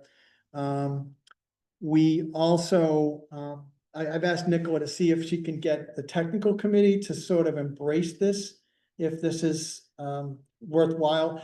There's only 2 states well, mainly 2 states that see these big fish in their catch, and I think it's Rhode Island and Massachusetts for the most part, because we have big size limits. And then toward the end of this memo, we talk about, you know, getting together, not only a striped bass advisory panel, but what do we call it? Not a subcommittee, but a focus group of this committee. And that's sort of government speak, because if it's a subcommittee, it's way more formal. But anyway, we've done a good job managing this fishery over the last 30 years. The things that we have are the 35-inch minimum size, the daily limit of 15, we have a season, and we have days of the week. And so I think we've done a great job maximizing the income and the availability of the product to the restaurants and the dealers during this summer tourist season. So, you know, kudos to us collectively, including the commission, for doing that. there's a lot of other, I mean, everybody seems to have a complaint about this commercial fishery and so I think we need to have a serious conversation about goals. Like, what do we want from this fishery? I know, Bill Doyle has brought to our attention that too many of our permits are limited entry and cost too much money and the cost of entry is crazy. We need to have commercial fisheries that people can join, and that's a valid concern. We have other people that ask us, including those from other states, why do you issue almost 5,000 permits, commercial permits, and yet you only have about 800 people that sell fish? Like, are they abusing this permit in order to violate the recreational rules and go trophy fishing and not sell them? We don't think that's happening at any great degree, but people complain about that. There are states up and down the East Coast that have what we call harvester tagging, much like our tautog fishery, where we issue tags in advance and the harvester has to put that tag on the fish. And that makes the quota more accountable as opposed to just having the dealers tag it and report those fish. So it would help account for fish that have been landed and maybe not necessarily sold, because the thing about harvester tagging, just like the tautog tags, you call the harvesters at the end of the season and say, okay, not only do we need your catch report, but we want you to turn back your unused tags. So we used to have 1,000 plus tautog permit holders, well, almost 2,000, and we wound up with about 200 people in the fishery by enacting strict limited entry and pissed a lot of people off. Now, this striped bass fishery is more historic and one of the things that could come up in this next addendum of the striped bass plan is harvester tagging. Now, I know Rhode Island does not want any part of harvester tagging. They would prefer we still do they do the dealer tagging. And I have to be careful of how we want to spend our human resources and our capital and want to make sure that harvester tagging is worth it. Now, if we keep 5,000 people in this fishery, if we keep 5,000 permit holders in the fishery, we would have to issue everybody a minimum number of tags, and then we'd have to be issuing extra tags as the season progresses. The reason most states have harvester tagging is because they have IFQs, individual fishing quotas, strict limited entry. I mean, we're talking hundreds of permit holders in Delaware, Maryland and Virginia, New York, but Rhode Island has limited entry, but they have a more open system. So that's a real issue for us. And I'll just give you what keeps me up at night is concerns about what's going on with the federal government with the reductions in resources. I'm concerned that we're gonna be hard pressed to continue to provide all the services that we have, and people might be having to do like 2 jobs or like, I'm not predicting any kind of cuts at DMF, but I gotta be really careful about embarking on a whole new task if I want to make sure it's worth it. And believe me, if we have to issue tags to hundreds and hundreds or thousands of permit holders, that's a lot of work, and then get all those back. And so all of those issues, the fact that we have excessive numbers of permits, the fact that we have a very inexpensive permit, it's only it's a $30 endorsement on a $35 rod and reel permit. It's a $35 endorsement on a $65 individual permit, and it's a $30 endorsement on a $130 boat permit. And each of these fish is worth about $120 per fish. So there's a lot of interest in this fishery going forward. I mean, it remains an unknown as like 5 years from now, if we continue to have horrible year classes, this commercial quota could really be dropped to significantly lower levels. And maybe just by attrition, people don't buy the permit anymore. But the question is, how do we want to manage the striped bass fishery? And so I put out these questions because I think we have to do it together. And the last comment I want to make is, even though permitting is something we do without commission sort of approval, I think permitting in this case has such a drastic policy or impact, that I don't want to do anything without the support of the commission on this fishery. So there's a lot to be done, I think, over the next 2 or 3 months, because the ASMFC is likely to be releasing the striped bass management plan, the next addendum, probably in August for approval in October. So we'll see, but I know Bill had his hands up. Bill? So the 5,000 permits, as we all know, is crazy. Just thinking that, what would happen if we made all commercial licenses the same cost? How much is a commercial lobster license? Well, it's How- $260 with a $50 add-on for the research. Yeah, for research. Okay, So, so, for instance, what would happen if we made all commercial licenses $260? I mean, yeah, why should a lobster license be more than a striped bass? I understand yeah, the yeah. catches are different in the season, etc. If I'm filling out my application and it's just a $30 endorsement, Right. I do it without even thinking, Mhm. right? The other idea I had, and I don't know if this is possible, public access, I don't know what it's called now, but, the parking rates that are set for the different lots, boat ramp lots, are supposed to be controlled, where they're not allowed to make a profit. So they give it back, supposed to give it back the following year. If you've got 800 people participating in a fishery with 5,000 licenses, is there a way to make the licenses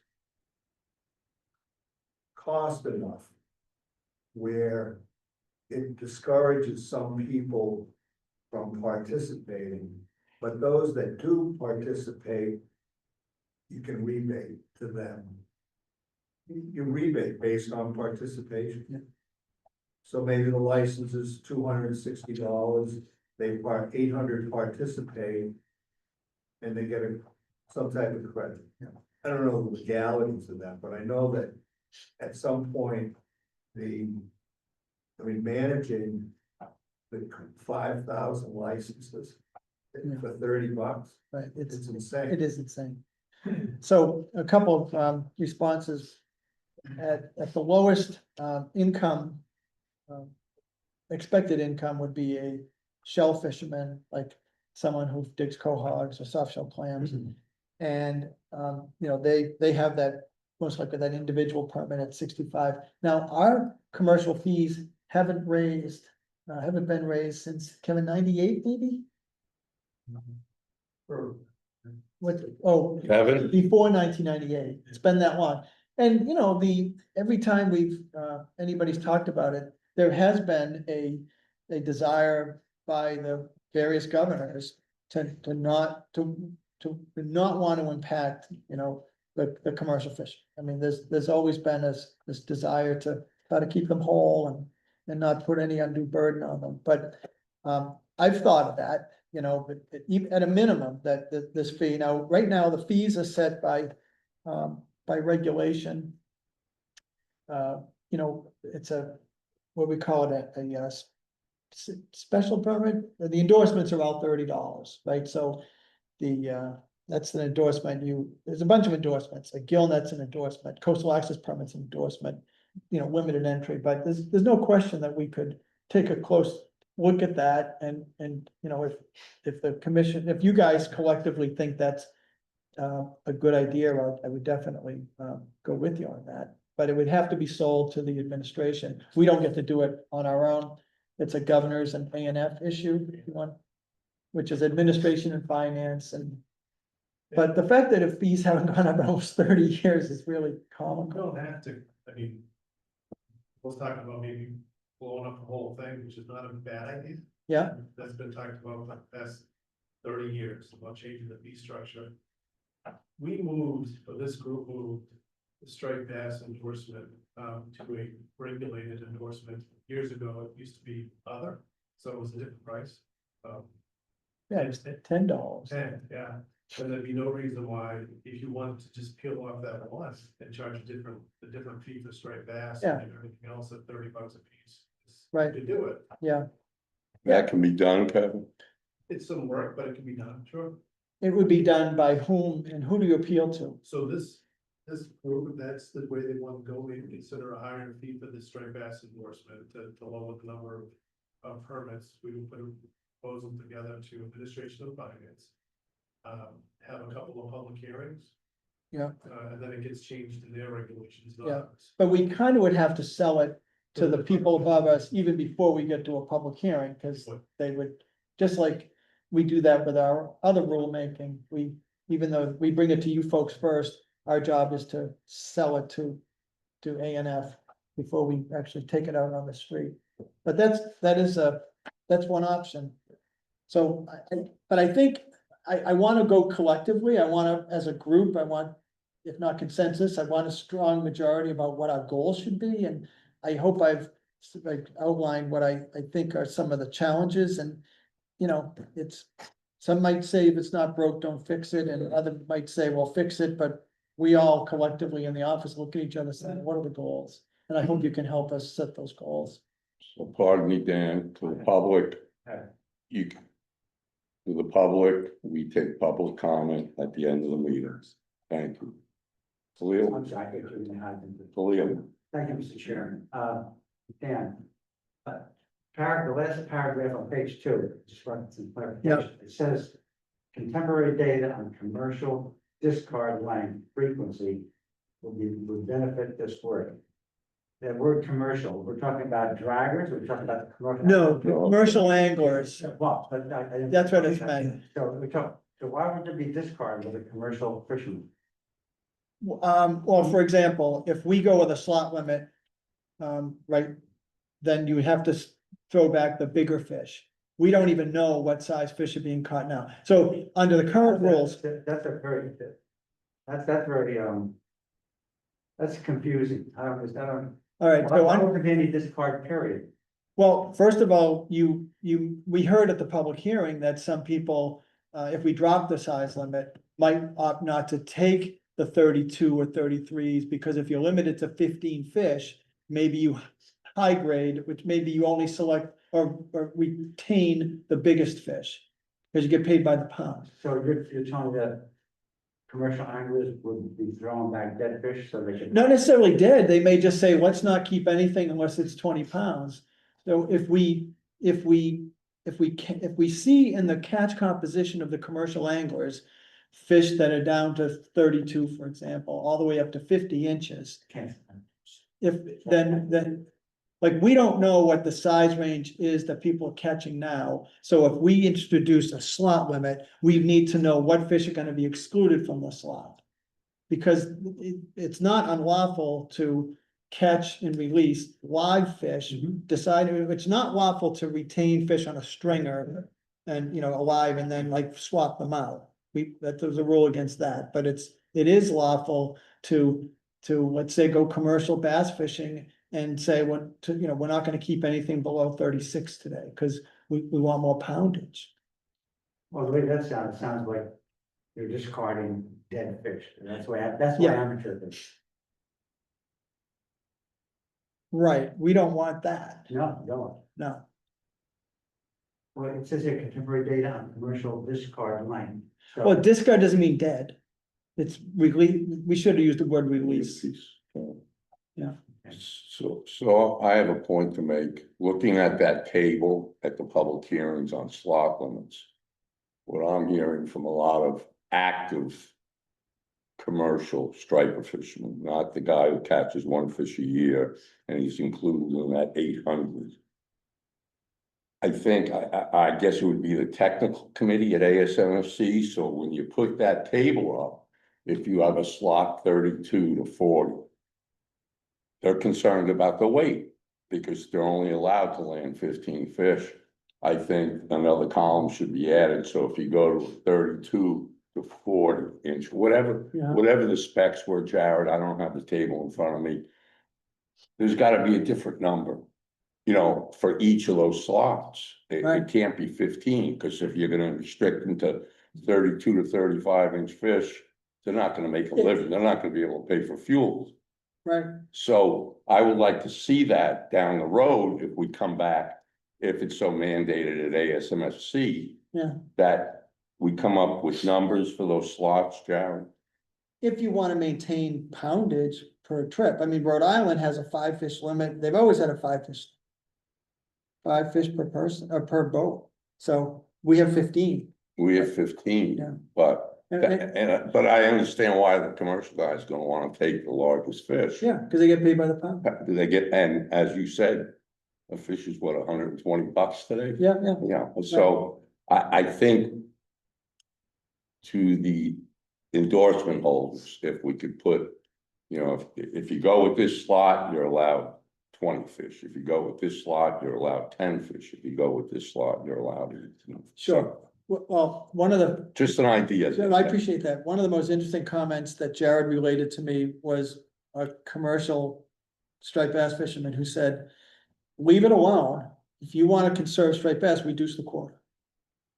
But don't add all this layers of slot limits and Okay, all this harvester tagging, just cut the quota. And walk away. I wanna be practical with this but I did think about raising the fee and that might be, maybe we could dedicate the funds for striped bass research or something. so we've got Kevin working on that, right, Kevin? Anyway, what I'd like to do is have the commission set up one of these. Focus group. And also, Ray, I'd like to discuss or put on the record that back in the Diodati era, we created an advisory panel, and I know some of the commission members were not too pleased that they didn't participate in that. So I almost want to hear from you folks first, because or not, but I'd like to have our conversation first and then talk to the fishing public, because at the end of the day, and also invite all of you to attend that same meeting, as long as there isn't more of a quorum problem. You can't have more than 4 members. But I want to be respectful to the role that this. Because we're only at 8 members, so 4 would be a voting majority. Is it? Majority? Anyway, Good. we'll look into that, but I want you to be involved in this conversation. More so than in the past, when we just relied on the advisory panel, but cause I think the statement of the problem is different. Back when the advisory panel was looking at this, it was like, how do we manage the quota better in terms of bag limits, days and seasons? I think this is a bigger challenge, and so I'd like the commission to be more involved. Yeah, fine. I believe the current focus group would have been, Bill, Khalil, yourself, Ray, and Mike.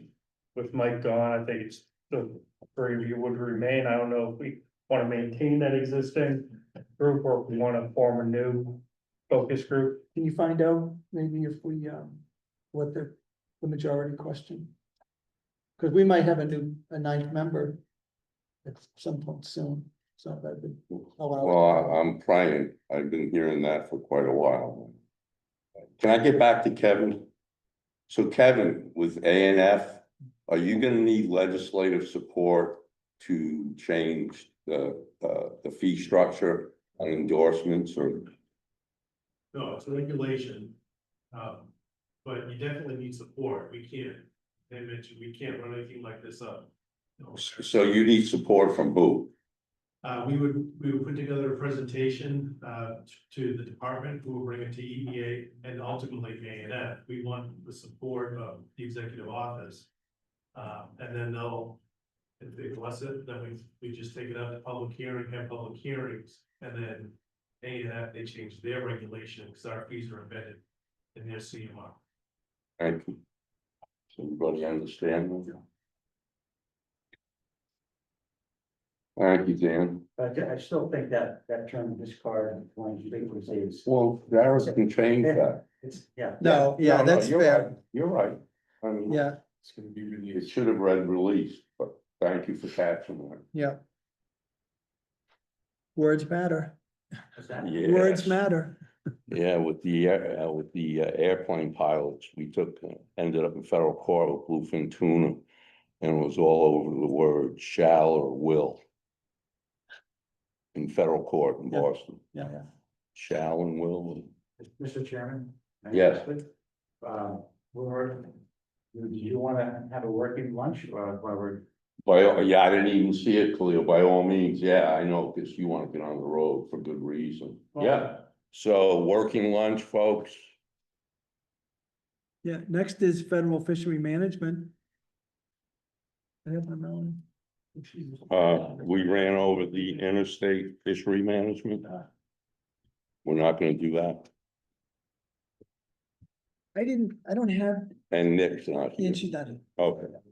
Okay, so make that and add also, Jared, that we eliminated interstate Ray, you wanna take like a 5-minute break? to get lunch. And get lunch? Yeah, 5 minutes to break, grab your lunch.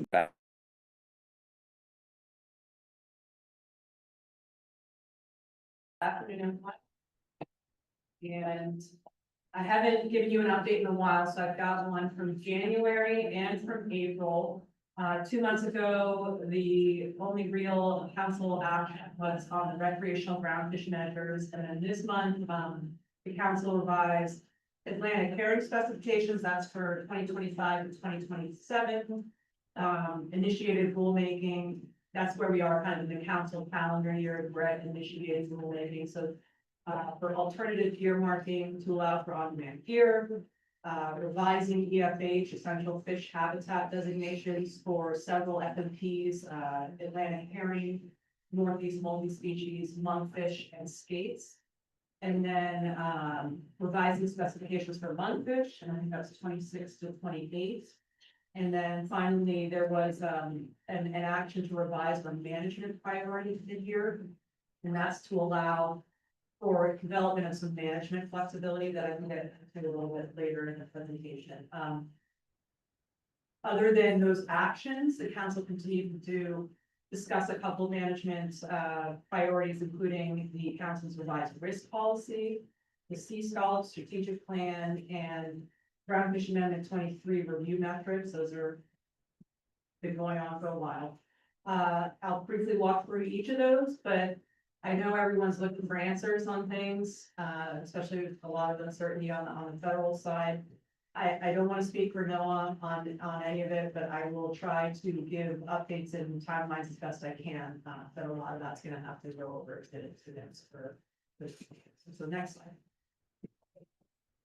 So the groundfish, you guys are probably all well aware of this, given it happened in January. The council recommended larger status quo measures, plus opening May for cod possession, outside of the southern Midland stock area, since we did about that area change. And then reducing the Gulf of Maine haddock minimum size from 18 to 17 inches. So all the measures are in that table for, what are the 4 cod stocks and the 1 Gulf of Maine haddock, stock in the middle there. That green arrow for Gulf of Maine haddock, references the increase in the sub-ACL. So Western Gulf of Maine cod, along with Eastern Gulf of Maine and Georgia's bank cod, would allow for 1 fish, 23 inches or greater during the open season of May, and then September to October. And then Gulf of Maine haddock, it's maintaining 50 fish, but it's now got 17-inch minimum size, and it's during the same open season as last year. Pretty much the whole year except for March's close. And then Southern New England cod, which we already acted on as a state, 0 possession.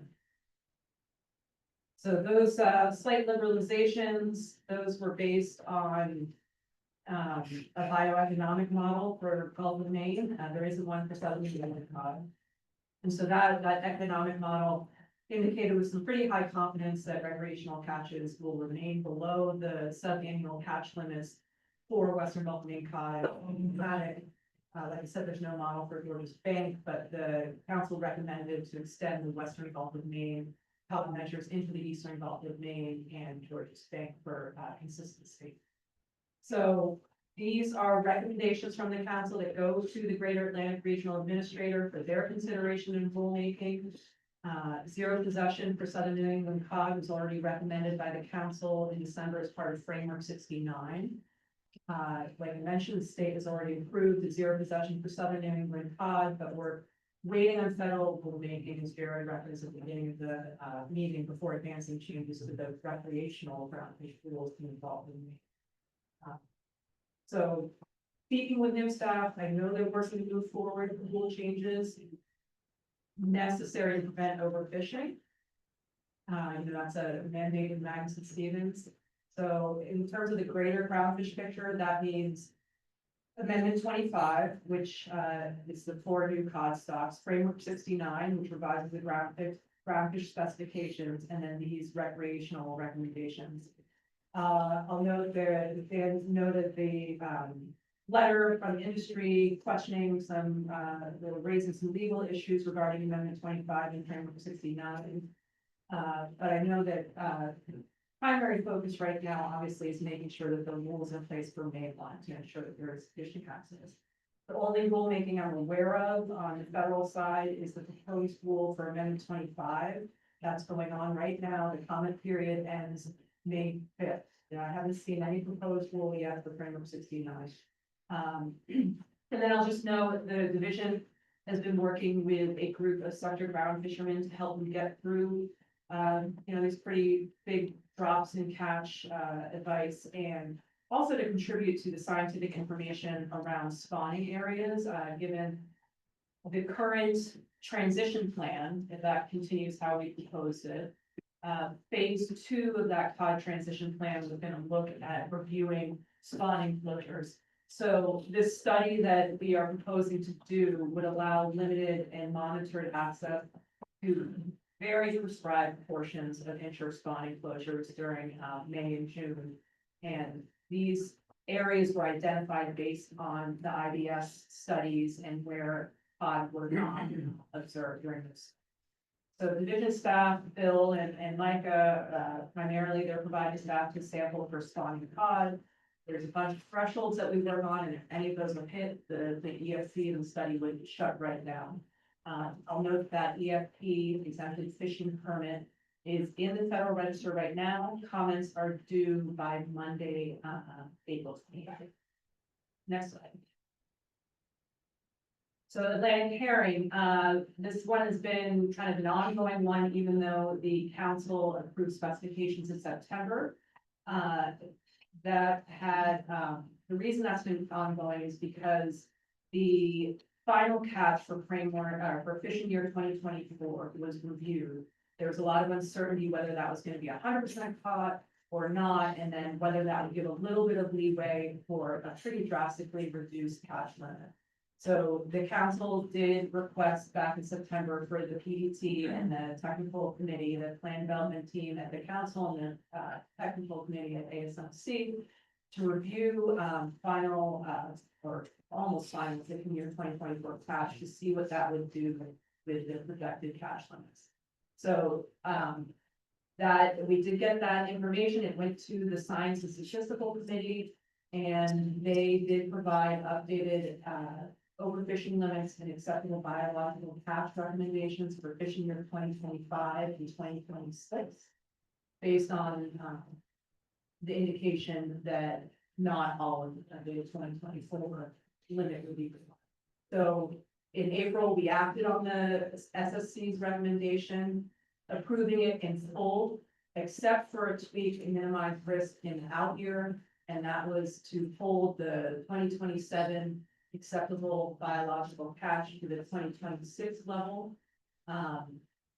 So you can see this, the flow chart for this would be for the 2026 year, the ABC of 8,587. It's a pretty steep decline. It's a 60% decline from the 2024 ABC of 23,000 some odd metric tons. And I'll just note that at the April meeting, the ASMC representative did indicate that if the council approved these measures, which it did, then the Atlantic Herring Board would be scheduled for a brief meeting at the spring meeting. I think that's, first day at 4:35. And then Garco indicated that they're gonna work on implementation towards July, so we'll see how that shakes out. Next slide. So a few management priority updates, essential fish habitat review. This was a joint 5-year review at the New England and Mid-Atlantic Council, EFH designations. And the council is gonna work towards implementing these updates, kind of in phases. So we're gonna start with, the framework for Atlantic herring, Northeast multi-species monofish escape. It's gonna revise text descriptions and maps for all life history stages for all of the FMPs, but again, in stages. So this final approval for those is expected for September. Risk policy, this was approved by the council in September. It's an update to the old risk policy. The concept identifies 7 factors, which you can see in that first column in that table. And those get weighted by the council and scored by a technical body, probably the plan development team. And when you combine the weights and the scores, that's gonna result in a level of risk for a given stock or FMP. And it's gonna go from, less risk averse to more risk averse, and it can be used quantitatively with, setting a percent, if it's gonna be 75% MSY or something like that, or it can be more qualitative, use of it. So since September, when it was approved, the council's been working on phased implementation. And in April, we ran through a weighting exercise to give the full council an opportunity to see what they would be doing, and to understand that. And so we ran through weightings for 2 fishery management plans, both the main haddock and scallops. And we did a weighting actually at a more global level for all of the FMPs combined. And, at the end of that, we were able to discuss how weightings affected risk versus precaution. And it looks like there's an initial preference for weighting at the global level. We're still, it's not set in stone. There's gonna be simulation testing and the risk policy. That's in conjunction with the groundfish harvest control rules. I believe that's a humane contract that's gonna work on that. So that's gonna continue to, we're gonna continue to advance that and help folks understand how that's working. And I'll keep you. And then the final management priority update on this slide is the on-demand gear working group. Kelly wrote up a nice summary on this, so I'm just gonna steal that from what you said to staff. So this was, the council initiated a joint New England Mid-Atlantic omnibus. And this is going to revise surface gear marking regulations across FMPs to allow for this gear to be used in fisheries. The MID passed a similar motion the week prior. And so for New England, that means the omnibus action will revise multi-species FMP, the red crab FMP.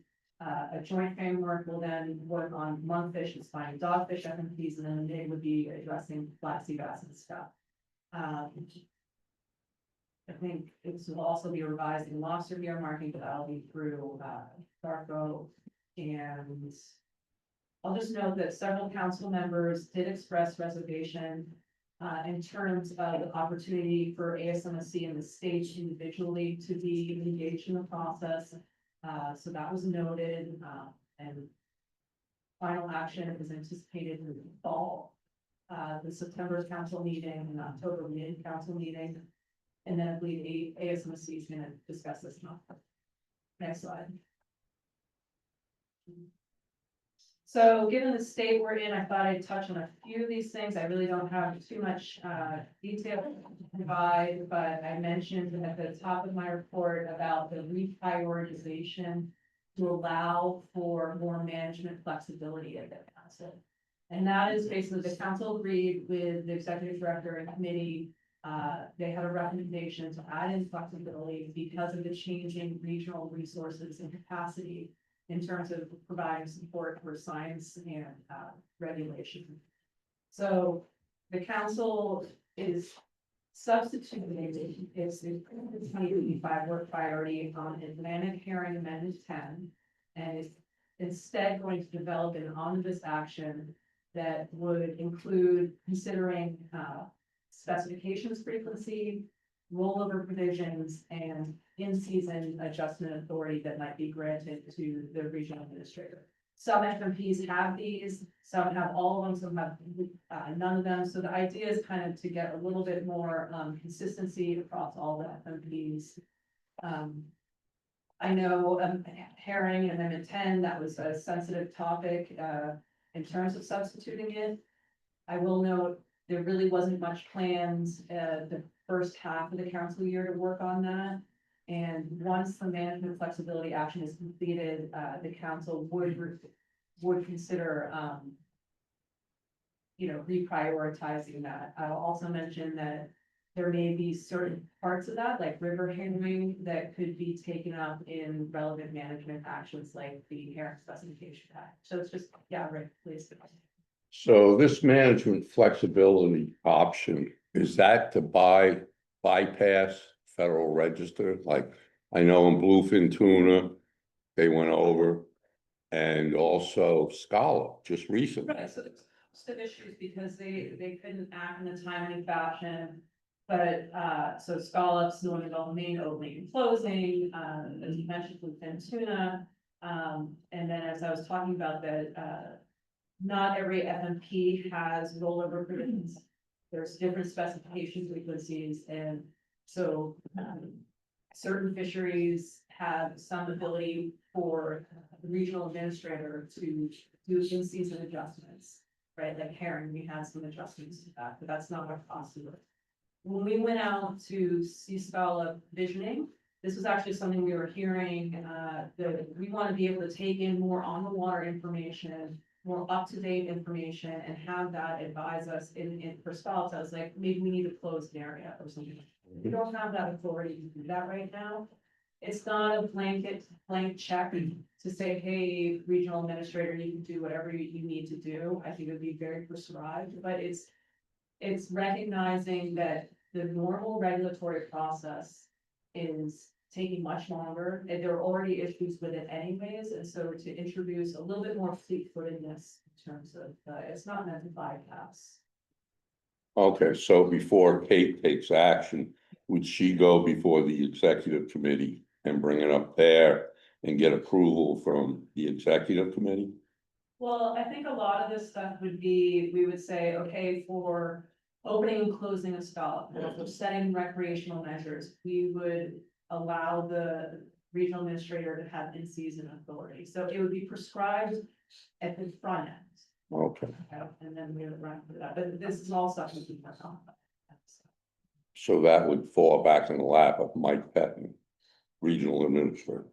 Is he staying on? We don't know. Meeting changes for the New England Council. So again, changing resources, we're trying to get ahead of anything that may come down to the council. So we've decided to already take some action right now to reduce council costs. I would expect more virtual meetings at the committee and advisory panel level. And we're already gonna move the January council meeting fully virtual, and that probably be for the next year, 2, 3 years. That one makes sense, it's a lighter agenda, so we still have in-person meetings. I know the when is it, September, that we usually meet in Gloucester, we'll probably be in a different location, just to also get into that, so, all these things to try to just reduce costs for the council. Scientific concerns, something that you guys are aware of already. The council submitted a letter back in December to the Science Center with some issues on science. We've been continuing to try to meet with leadership on that.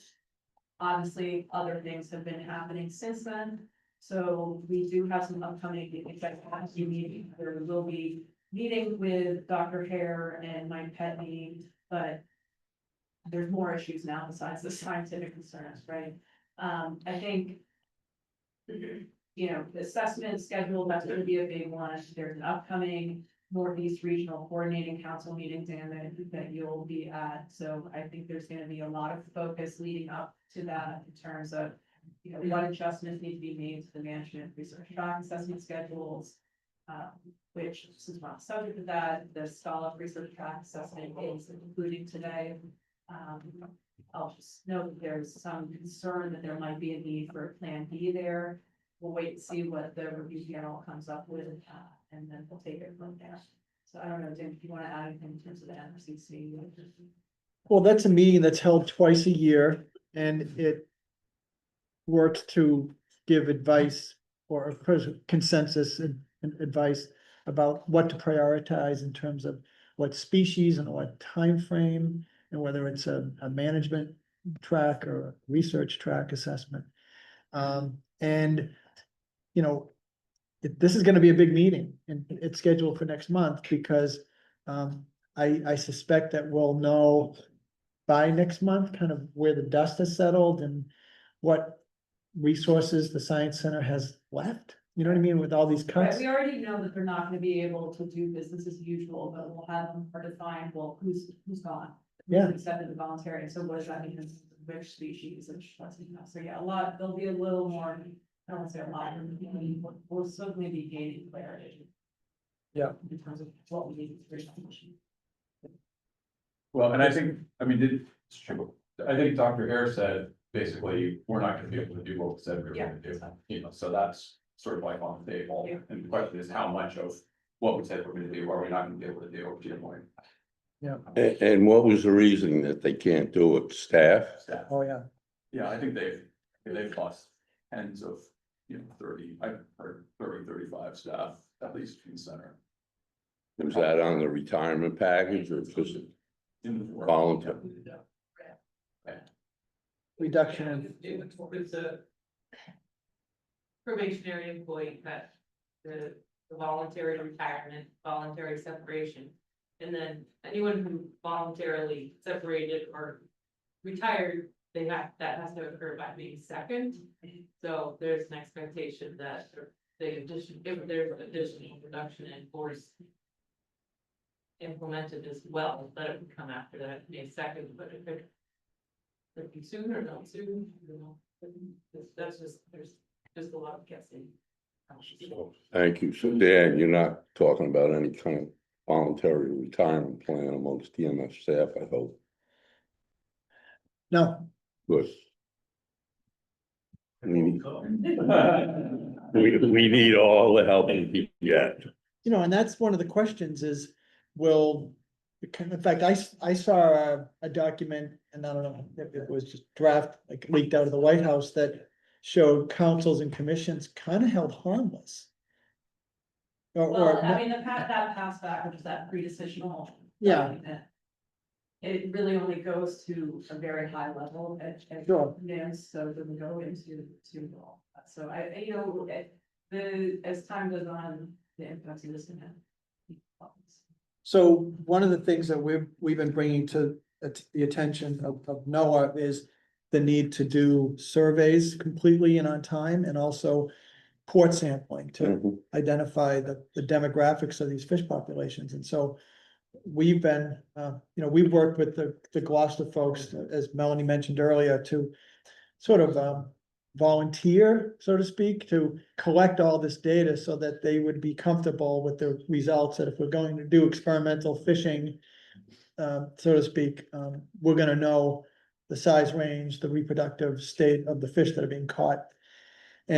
But there's an overall decay in the performance of NOAA Fisheries doing routine port sampling. And this was a problem 3 years ago, 2 years ago, last year, and now, oh my God, I don't know where it's gonna go next, but DMF gets a grant called the Interjurisdictional Fisheries Grant. Each state gets it, and the states are able to use it for different things. Some states use it for law enforcement, other states, I honestly don't know what all the states use it, but I'm gonna be on a call tomorrow, we're gonna compare notes with all the states, but we have two field biologists to do just that, you know what I mean? So we're using that grant to fill the gap that NOAA has in that realm. And that's gonna become more important than ever going forward, so it's challenging. Question for Melon, Bill, Thank you. Thank you, Mark.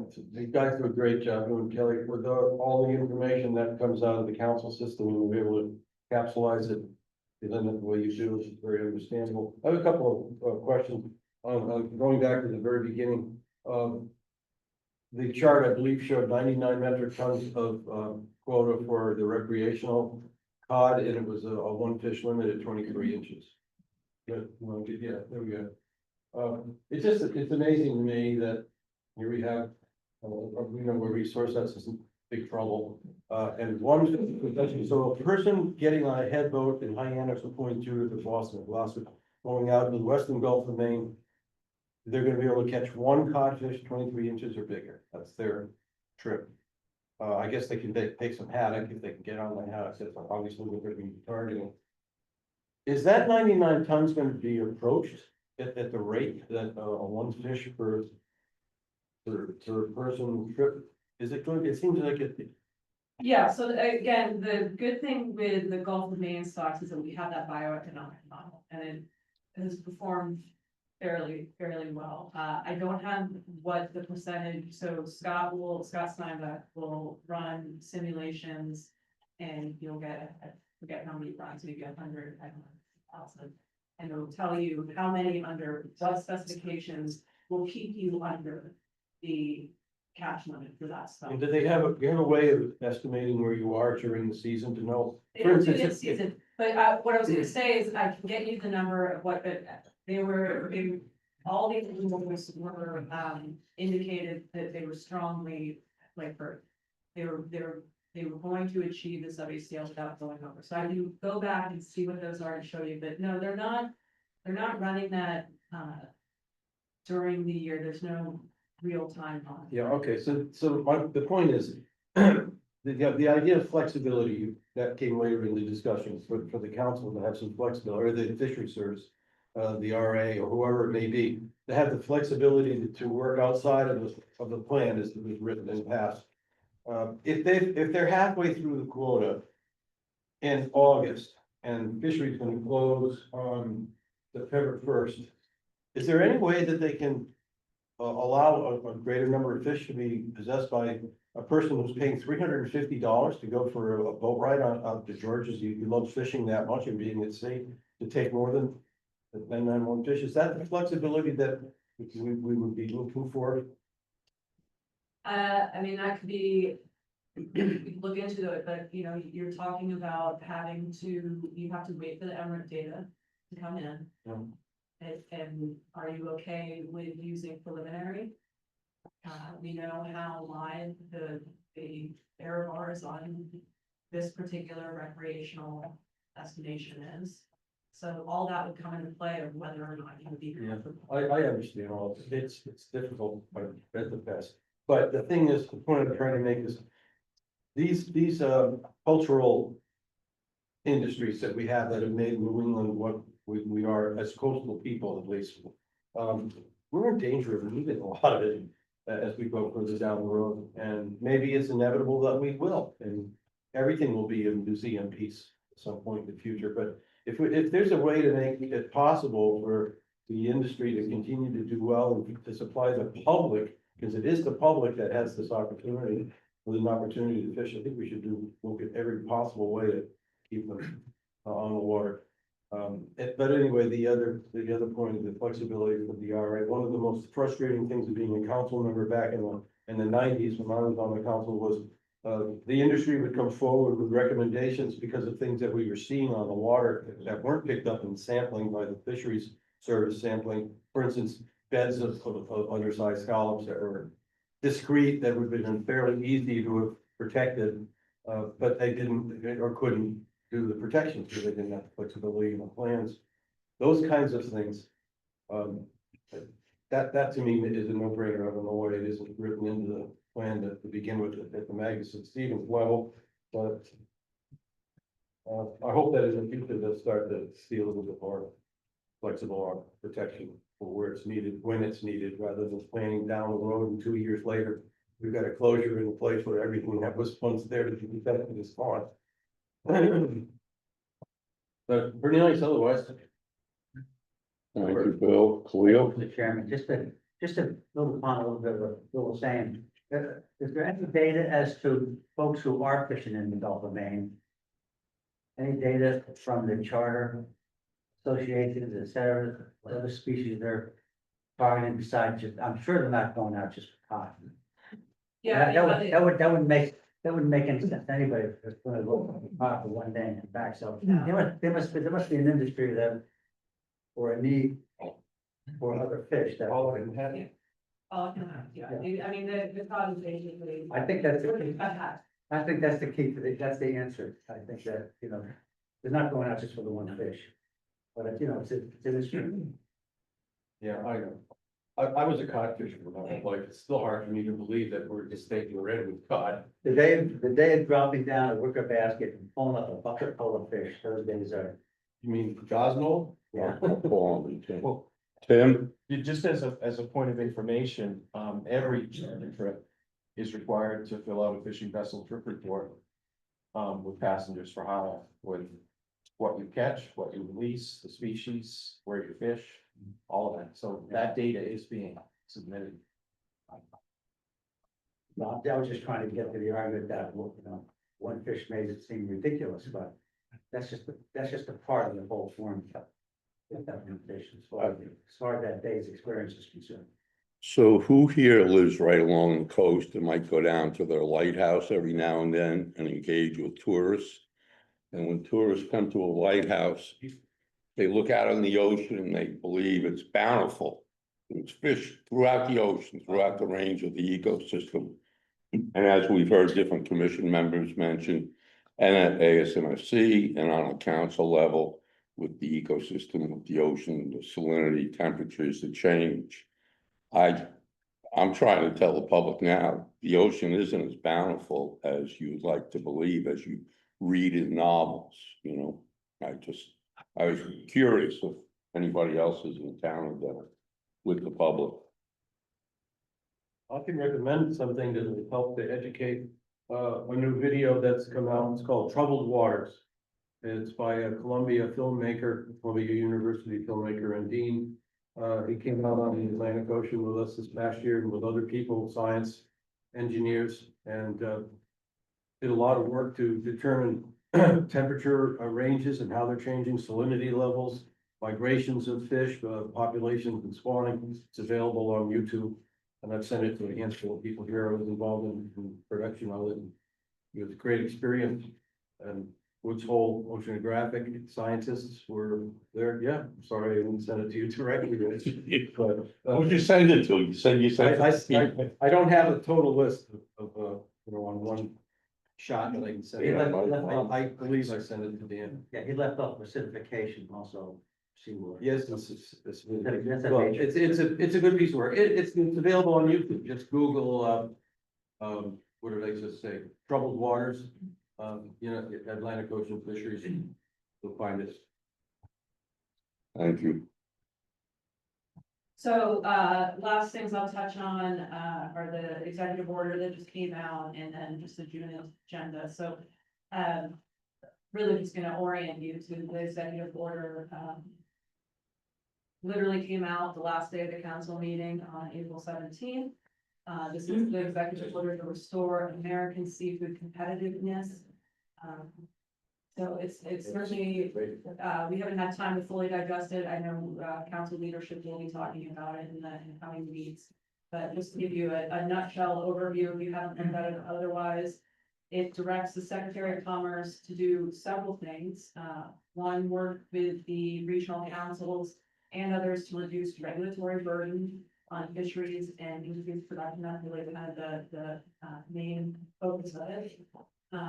Ask the Secretary of Commerce to solicit direct public comment on innovative ideas to improve fisheries management and science.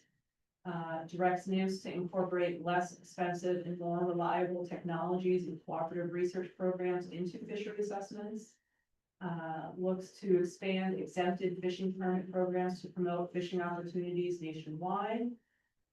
Modernize data collection and analytical practices that will improve the responsiveness of fisheries management to real-time ocean conditions. review all existing marine national monuments and provide recommendations to the president of any that should be open to commercial fishing.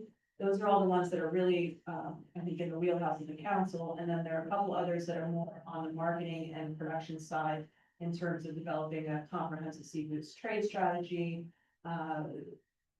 looking at the SIMP, the Seafood Import Monitoring Program, and looking to revise or rescind the recent expansion of that, and then promoting production, marketing, sale, and export of U.S. fishery and agriculture products, and to strengthen domestic processing.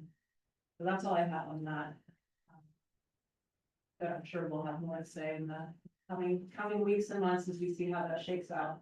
And then just in terms, next slide, the June agenda, we will be initiating a couple other actions, the framework to set specifications for the next round of groundfish, 2026 to 2028. Initiate a spiny dogfish framework that's going to be joint with the NID to revise accountability measures in terms of discards. Like I said, we'll be receiving the final recommendation from a peer review of the Atlantic Scallop Research Track Assessment, and we'll be initiating the next round of specifications for that fishery. And we'll also be talking about the scallop strategic plan, developing a public outreach document on that, and scheduling the next steps. And that's pretty much it. Thank you, Melanie. Questions for Melanie? Bill? I don't have a question. I have a compliment. I want to thank the Division of Marine Fisheries and the staff for helping me out during the closure of the Northern Gulf of Maine scallop fishery. I asked them to see what they could do about finding out information about when it would be reopening again, so the fishermen could make some decisions. And was within a week that it was reopened. I don't think that had any direct bearing on what Mass did, but at least you ask some questions. And the more that it's talked about, the more it's brought forward, hopefully, the more they'll listen.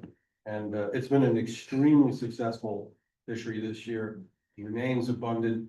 And it's been an absolute godsend after a pretty lean winter. So Melanie being the council rep here at this table, that's a compliment. Thank you for your diligence. Any other thoughts for Melanie? Questions? No, we'll move on. Mass Commercial Fisheries Commission. Yes, what the heck is that? So, I just want to update this commission on that commission. So this was created by legislation 3 years ago. It was embedded in some language about offshore wind. And I think it came about because there were a lot of complaints, especially among the commercial fishing interest, that the administration wasn't paying sufficient attention to the impacts of offshore wind development on commercial fisheries. So, but that was under the Baker administration. So he signed the legislation, but I remember hearing that he had some signing language where he wasn't too keen on this one. And I struggled with it because we already have something called the Fisheries Working Group on Offshore Wind, which is kind of an informal, a less formal group. You know, it doesn't have governors appointees, but it gets together every 3 months and sort of, it's a forum for giving the fishing industry updates on what's going on. The developers show up and the government is there, and it's useful. I just didn't know how this was supposed to function, and so we kind of slow walked it a little bit. But then there was a lot of pressure to get this thing going, especially from the legislature or legislators. And so there's two purposes, and I'm going to read them: to develop and recommend strategies, methods, and tools to promote the sustainability of the Commonwealth's commercial fishing industry, including but not limited to harvesting, processing, and production and sales and distribution. And the second bullet was to address the responsible development of offshore energy projects' impacts on fisheries. So I just didn't appreciate the first one as much as maybe I should have, but after some pressure from legislators to really get this going and some of the members, it was stood up. Now, just like this commission, it takes an act of the governor to make all these appointments. So it did take us quite a while. And this commission is a collection of organizations. And MLA is on it, Beth Cassoni, Tim Brady is on it as part of the Charter Boat Association at Stellwagen. Trying to think of who else. Aubrey Church from Ray's organization is on it. So it's a collection of organizations, and the organizations nominate people to represent them. So it's CZM, DMF, who are the co-chairs. Then the Gloucester Fisheries Commission, Gloucester Fishermen's Wives, Cape Cod Fishermen's Alliance, Commercial Fishermen's Alliance, MLA, Mass Fishing Partnership, Fishery Survival Fund, New Bedford Harbor Development, and then a representative of the secretary, Northeast Seafood Coalition, RODA, Responsible Offshore Development Alliance, UMass Amherst, Kevin Stokesbury, the Center for Sustainable Fisheries, the Mass Seafood Collaborative, and then the Gloucester Fishing Community Preservation Fund. I think if you looked at that, it was a little bit North Shore heavy, but to be fair, it does create a venue for the interests across the state to have group conversations. And so I look at this as a useful endeavor, because, one of the objectives is to sort of communicate to the administration, to communicate to the legislature. And, obviously you can do that now. We live in a democracy. You can do it whatever you want. You can reach out to your rep, your senator. But I think if there was a commercial fishing related issue that the group agreed on and then sent formal communications to the governor or the legislature, I think would have more weight. And so I'm hopeful that we can accomplish that. So let me just go over, some of the things that I think we've came away from the first meeting with. First of all, we put together a memo to try to explain what we don't want them to do, or we want them not to do. We don't want them to be weighing in on an issue before this commission, because that's your domain. We don't want them to be weighing in on the council, because the council there's 4 members, from Massachusetts that serve on the council, and they all struggle to vote the way they feel they should vote, and sometimes there's no consensus. So we don't want this to sort of venture into that realm, So predictably, the folks who are staffing this got a letter from the Outer Cape Lobstermen, who said, "We just want to warn you that by the time you have your next meeting, there's going to be a lawsuit about this."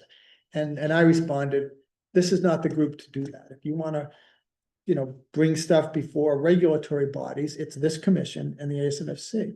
So let me get into sort of what I think are the deliverables and things we're going to be working on.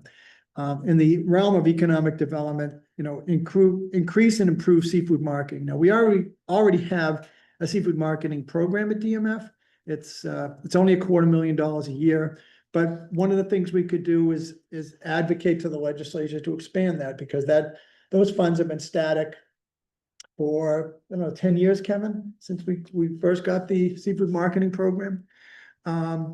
Another would be, there's a food policy council within, is it EEA, Kevin? Yeah, and so that is an entity that has sort of grant making or policy making, but also the ability to give out grants. There's nobody from the fishing industry on that, and so we're considering having this group support a letter, it wouldn't be a letter from Dan McKiernan, it'd be a letter on behalf of this commission to get someone from the fishing industry to be a representative on that one. Industry training, develop a list of training programs available statewide. Improve port infrastructure, working waterfront, promote working waterfront issues and programs. So at the table is coastal zone management. And so working with coastal zone management, I would love to work on more working waterfront issues that isn't necessarily, in the footprint of this commission, but I think is really valuable, especially because it cuts across so many agencies, right? It could be CZM, DEP, also,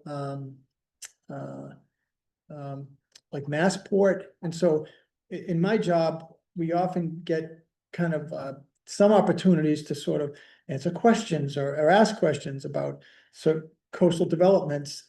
And, you know, I know in Maine, there's a lot of effort being expended on ensuring that working waterfronts are maintained. And I think this would be a great area to sort of push some issues. And then, if you remember, we did a port profile project where we summarized the commercial landings and the participation and the features of all of our commercial fishing ports. So we're gonna work on that. We're gonna use this group to find a way to improve that document. Ray's organization was very instrumental in our first, go around with that, and it's been a very successful project, but the data is now 5 or 6 years old. Offshore wind, even though we have the fisheries working group, we get information at the fisheries working group, but we never really kind of weigh in on it or digest it and maybe kind of create some positions on it. For example, can there be guidelines for proving eligibility for mitigation? And that's something that's been the focus of this regional fund administrator, where the various states are all trying to have money put into like one entity and then paid out in a more fair way. And also get this group to sort of keep an eye on the Mass Fisheries Working Group, and if they want to take positions on what's happening in wind development, this is the place to do it. And then, and then a lot of times stuff comes up like the department's biodiversity plan or the ocean plan, and the department's strategic plan. And if this group wanted to sort of get a review of that and weigh in on it, this would be a good group to do it. I'm gonna do my best to try to make sure that their business doesn't bleed into your business in terms of how we manage our fisheries, within the state. So even though there's some overlap with all of you, and this group is in the legislation scheduled to sunset 2028. Yeah. So anyway, but I'm optimistic. I do see this as a better way to get information to legislators where we can gain consensus. I know the Cape fishermen are pretty good at talking to the Cape legislators and the North Shore legislators and the South Shore legislators. But if there were some concerns that were raised by a group like this statewide, I think it would be effective. So that's the optimist in me, and that's what I think we can accomplish with this group. I'm hopeful that we can get some financial support for it. The legislation stated that the Secretary of Environmental Affairs was supposed to support or provide resources for it. So I'm hopeful that maybe in a future budget we can get that. So what resources do we need? At this point, Consensus Building Institute is working on behalf of DMF and the department, and they're facilitating the meetings and they're helping plan the meetings. And I'd love to see that continue. And one of the advantages of that is this is the same group that's planning the offshore wind working group meetings, and having them do both will help us be more aware that the two meetings aren't gonna be overlapping with one another. So, enough meetings, but let's make them effective. So anyway, I just want to bring that to your attention, and the next meeting is scheduled for the last couple of days of June, was like the 28th or something, 27th, and we're gonna have an offshore wind meeting up in Westboro, followed by by this group or vice versa. Anyway, we're gonna do them back to back with sandwiches and keep people fed. So that's what's going on with this Commercial Fisheries Commission. Chris, How, is it specified how often the group meets? 4 times a year. Sorry, you probably said that, but thank you. No, I didn't understand.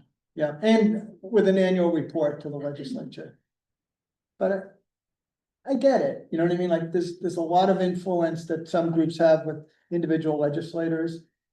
maybe if there's like a report written about sort of the statewide needs of the commercial fishing industry, I think that's a good thing. Any other questions for Dan? And full disclosure, I thought I was being reappointed to this committee and I wound up being appointed to that one. So Well, that's right, you're not the only one, I got it, we got questions, we got that same question. We got from a number of people, it's like, well, wait a yeah, minute. I thought I was being What is appointed this? to this committee and it took quite a while. I mean, I did sort it out before I agreed to it, but I did actually have a number of conversations where I thought I was being reappointed. To this commission. And they reappointed to this commission. No, I didn't get Appointed. reappointed to this commission, but I'm newly appointed to that commission. But are you seeking reappointment to this commission? No, not currently. No, hopefully looking to get someone to take my seat in August. That's what I'm hoping. Okay, because we're already down one. Khalil departs, his last meeting was August, Yes. and you're coming off, so we'll be down to 6. Hey. It's a governor's. Crack the whip. Oh, yeah, do that. Anyway. All right, Ray, Any that's all other I got. questions? That's all you have? We have a, Presentation? Dr. Forrest Schneck is here, and he's gonna talk about our eelgrass restoration work. Forrest works out of the Gloucester office, but does a lot of his, field work in our Cat Cove facility. And Forrest, we're already 35 minutes.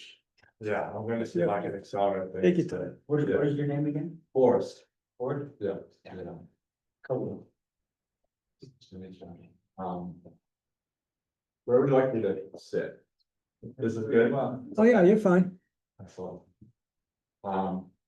Yeah, so I really appreciate the opportunity to speak to the commission today, and to talk a little about, kind of statewide eelgrass trends and restoration, really keeping it high level. Go ahead. So, again, starting out kind of like, what is eelgrass and why? We'll be pretty quick over that, because I think most of us know here. Going to kind of current trends with these stressors, talk a little bit more about kind of the history of restoration in Massachusetts, because I think that's important to know that context to understand where we are and where maybe we're going. And then talk a little bit about maybe future directions, of that kind of seed-based restoration, and what things look like moving forward in this space. Yeah, so eelgrass fish habitat, it also provides a number of other services in our kind of estuaries and coastlines. If you just look on the right-hand figure there, this is from Mass DEP's aerial mapping of eelgrass, dates back to the 90s when they first did a statewide mapping. They did another round in a little after 2010, again in 2015, 2017, and the last round was in 2019, 2023. Really, the take home there is that we've lost about 50% of our eelgrass habitat in the state.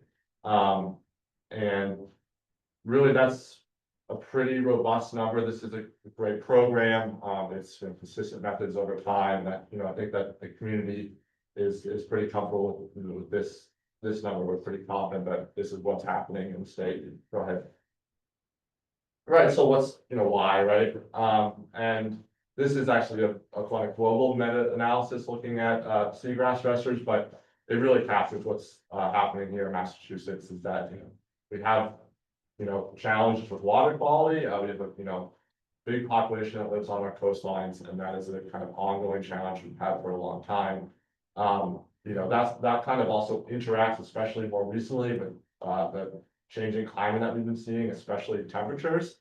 And temperature and water quality interact in a very important way. I'm going to get into that a little bit more later, so I'm not going to spend too much time right now. But we've also got kind of, more direct coastal development, whether that's, piers or boat lines, and boating pressure. Eelgrass is a coastal species. It's right there, where a lot of people like to do their fishing. Would you like to ask a question now? Yeah, wait, can I jump in and ask you? Please. What do you mean by study? What is a study? So this is a meta-analysis looking at, a number of scientific published papers who were giving reasons behind changes in eelgrass abundance over time. Actually published papers. Yes, yes, this is a sort of, yes, so not white literature or anything like that, these are published papers. Again, just trying to get a sense for like. What the most kind of prevalent stressors are. Yeah, and again, there's a number of others, you know, even to invasive species. Of course, could you read those? I can't see the. Yeah, sorry, water quality, coastal development, hydrology, storms, climate, fishing, aquaculture, boating, pollution, disease, and invasive species. So that's a pretty, I think, good list and captures what we've got for stressors here in Massachusetts. Go ahead. Right, so we've got these declines, and we've, you know, got stressors, and so what are we doing to try to counteract this? Or restore this habitat, Massachusetts, and, so here's a map from or a figure from the Massachusetts Seagrass Restoration Database, which was a database developed in 2020 by, researchers at Northeastern, who went and, interviewed, restoration practitioners throughout the state and compiled all the restoration projects they could get to. It's about 20 projects, so I don't have that number here on the screen. And I just gone through, they sorted out the different methods that they're using. About 75% of those projects are vegetative transplants. This is super labor intensive. You're literally diving to the seafloor, picking up individual shoots and then moving them to a place that you think they're going to succeed. And that's really been our kind of status quo in Massachusetts. There's some other more creative solutions. You know, we started to bleed in some seeding, but it's really been paired with this vegetative approach. And then also conservation moorings, you know, are a very small percentage of projects. Go ahead.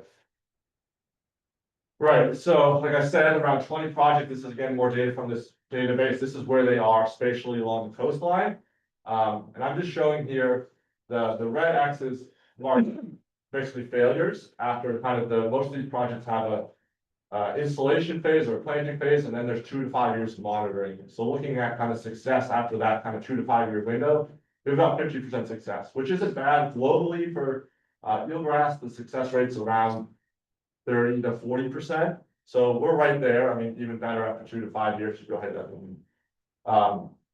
Right, but then if you look at, you know, a lot of these projects are, you know, some of them are over 10 years old now. So if you look at whether we're seeing persistence on a longer time scale. So this is looking at whether the most recent DEP mapping, again, that, you know, in the last couple of years, whether these projects are actually showing up on those maps. And only about a quarter of them are. So that suggests that, you know, even on the short term, maybe we're seeing success. Longer term, we're really struggling with success rate. Can I ask you a question? about Yeah. that? What, do you have any hypotheses as to why you only have 4? I mean, is it boat traffic, which is disrupting? In terms of why we're having such low success rates? Yeah, yeah. Yeah, I think it's back to all of these stressors that are going on. I mean, I think that but really the big one here is our water quality and climate. I mean, we are in a place where a lot of the historic extent of eelgrass are in areas where the water is warming rapidly and the water quality is not improving in a commensurate manner to allow the plants to continue to succeed and grow in those spots. So taking plants from very close to that area and moving them back into this is not a great analogy, but into the firing line, basically. I think it's it makes a lot of sense that we're not seeing them success. They're leaving there and we're throwing them back into the fire, basically, and they're burning up. Yeah.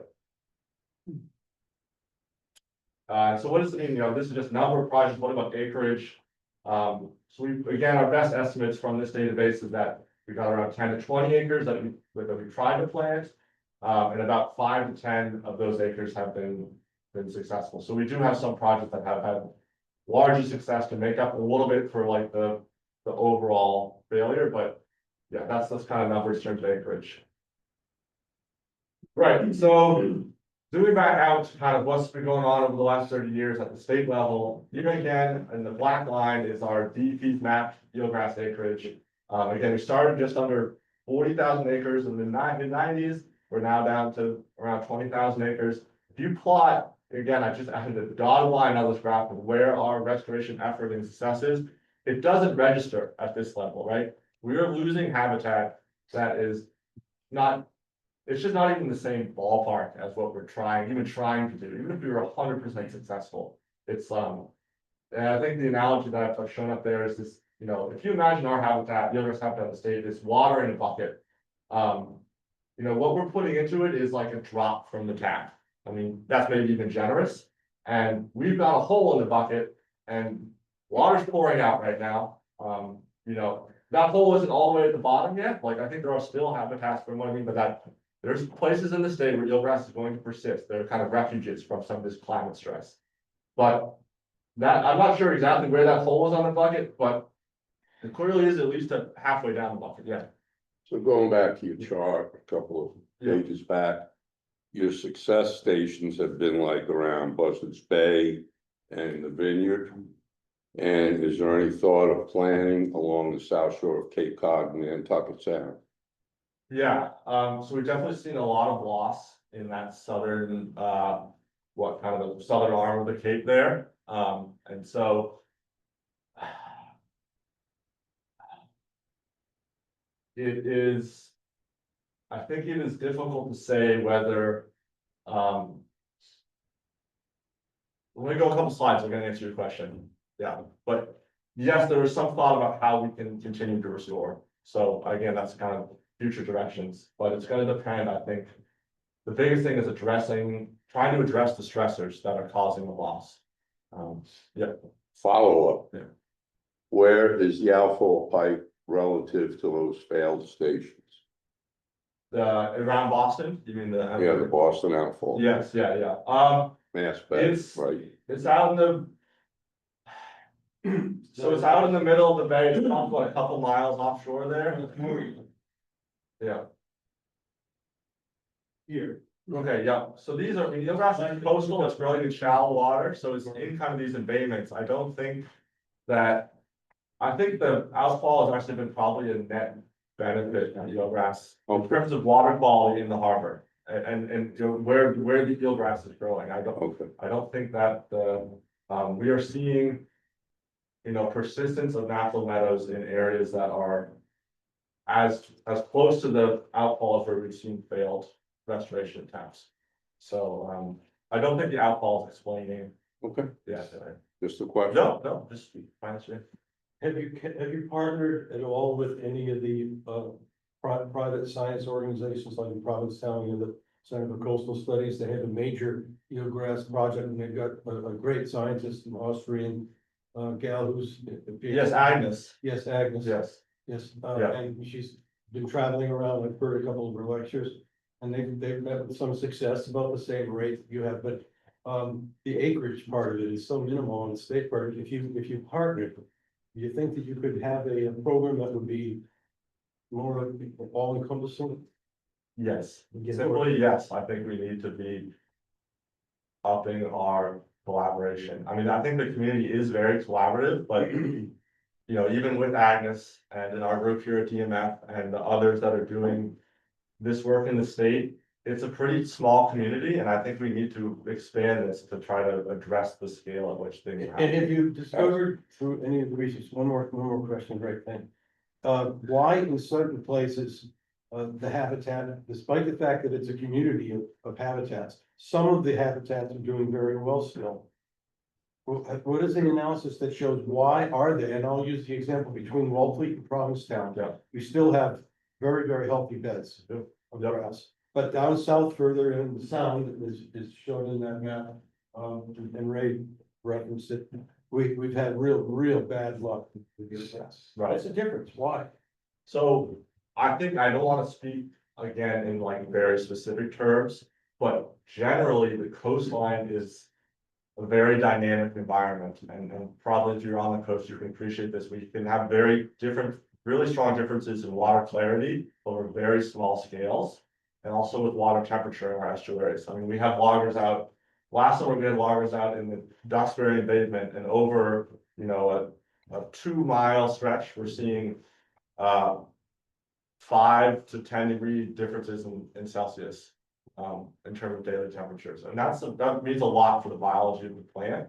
And those are also that kind of same scale, that really fine scale at which we're seeing differences in temperature are also the ones that we're seeing differences in turbidity. So you have certain areas where you have the right fetch and the right conditions where you get turbid water, and that again produces light to the plant and it can't grow, but maybe, within 100 yards even, you can see the, maybe just if you went outside of the estuary to the outer coast there, you have crystal clear water.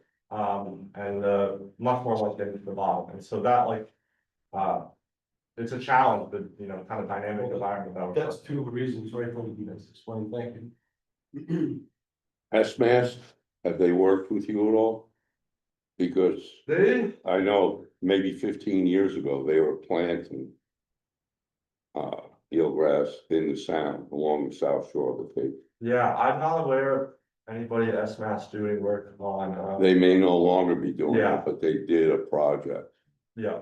And I'm not sure specifically whether, clearly, it doesn't look like that was captured in this database. Again, there are certainly limitations, and I think that is something we also need to address at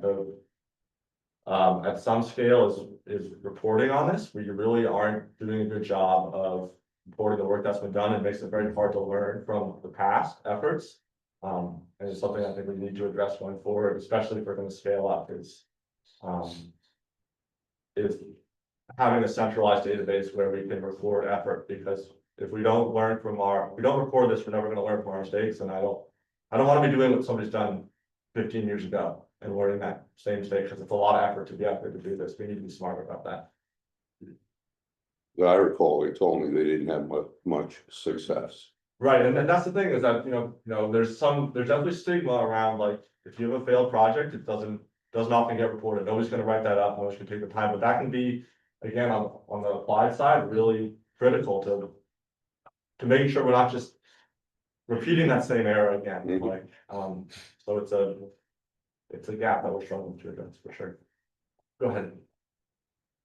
Okay, so moving forward, so we've got kind of this two pronged problem. One is the amount of, like, the scale of the effort that we're putting in versus the scale of the problem in terms of volume. And then we've also got so that's the tap. Then there's the hole in the bucket, which is all these stressors that eelgrass is struggling with. And, how we're I'm gonna start with the tap first and scaling up. And one of the things that is been successful farther south in the Chesapeake and Mid-Atlantic region is using eelgrass seeds rather than adult plants.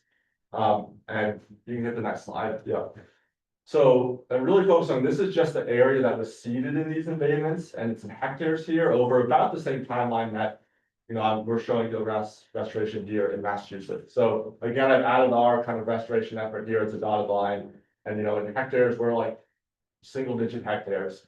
If you look at that same timeline, some of these embayments are receiving over 100 hectares of effort in terms of protecting, and that is really because we can collect seeds, or they're able to collect seeds at much higher volumes down there. And because you can disperse them from the surface to negatively buoyant and they sink, you can cover much larger areas much more efficiently.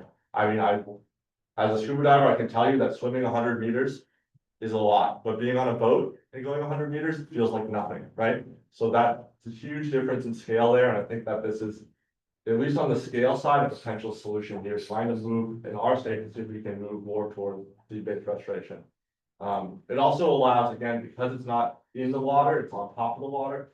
I think it allows for more partnerships and getting more people involved. Again, increasing work. Go ahead, we can jump to the next one.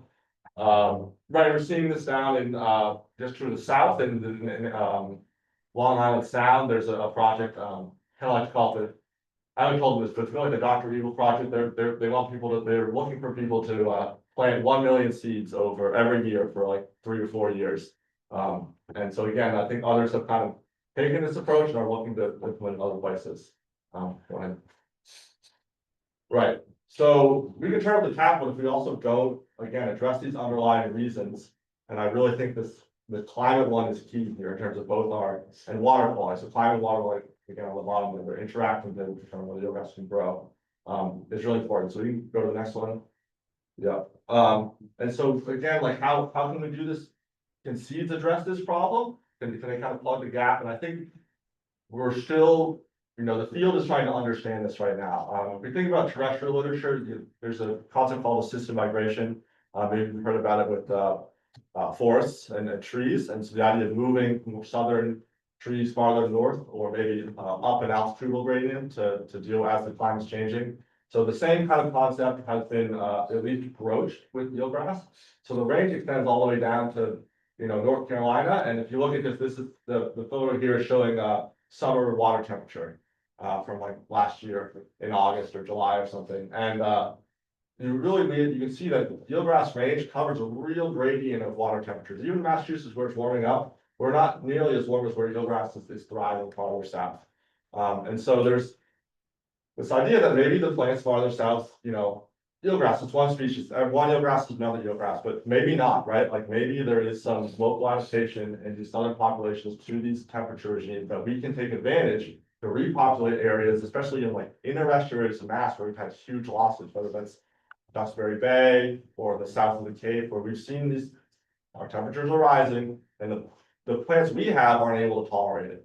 Now, there's no guarantee that that's what's happening south. I think it's more complicated than just this, but it's something that, there's groups looking at. I know that Polly Plystead, who's at the Cape Cod National Seashore, is leading a project. I think Agnes may be involved as well, to try experimentally testing this, moving plants around.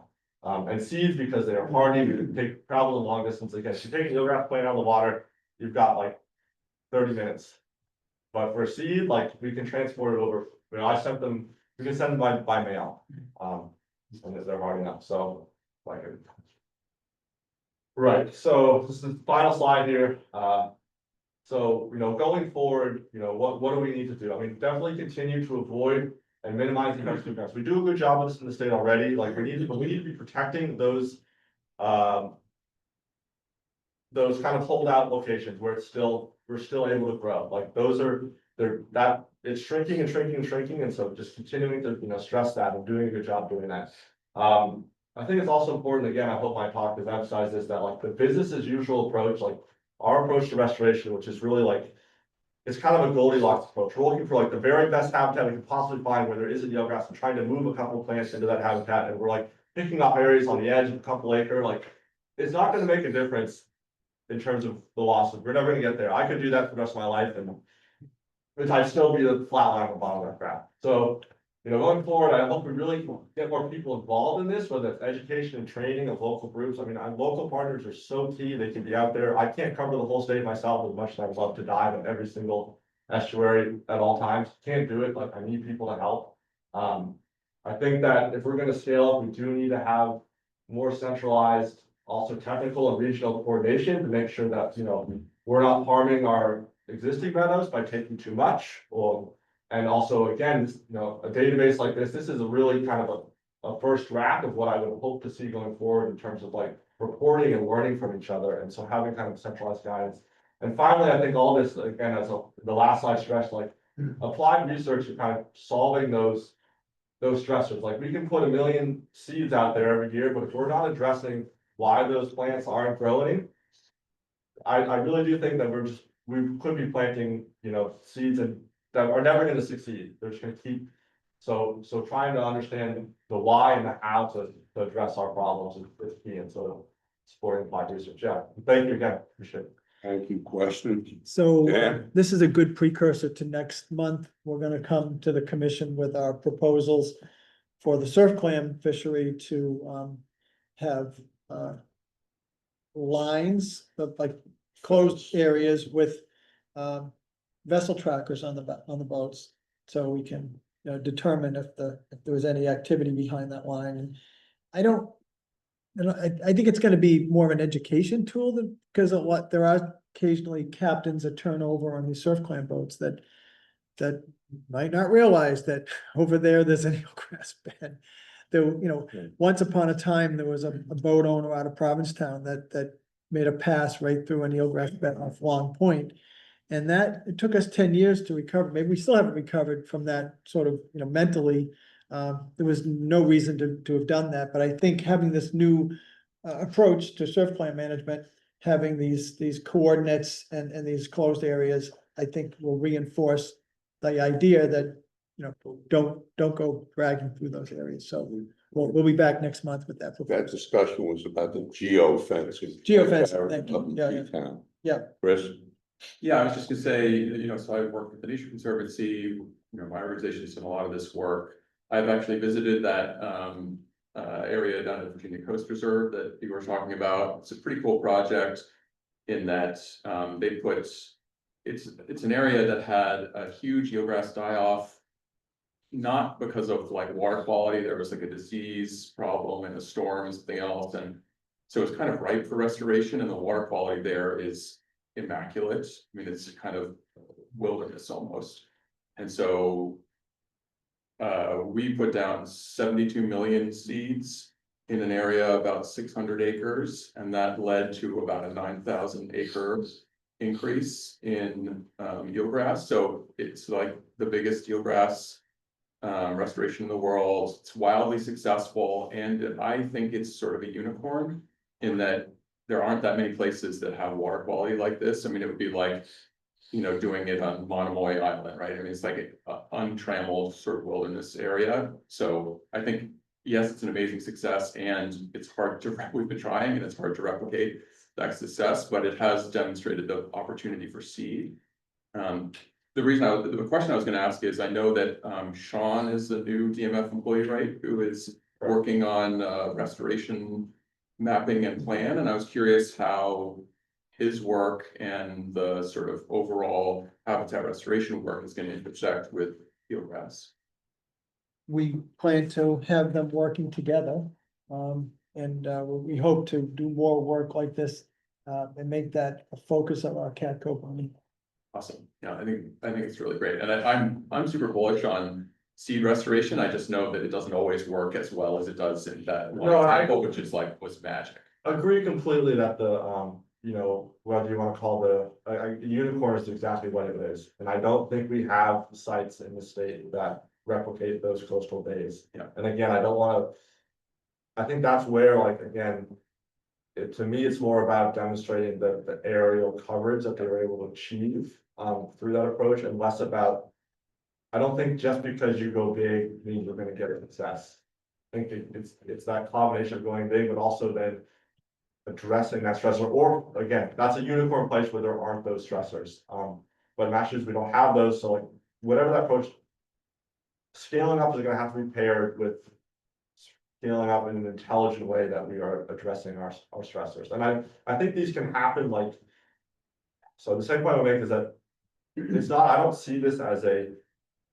One has to happen and then the other has to happen. These things, I think, can happen at the same time in an integrated manner, and like. You know, I'm talking about, again, the kind of the big stressors like climate and water quality, which are challenging to fix over the long term. And I'm hoping that maybe we can actually find, like, solve that by finding plants that can actually tolerate them rather than solving them.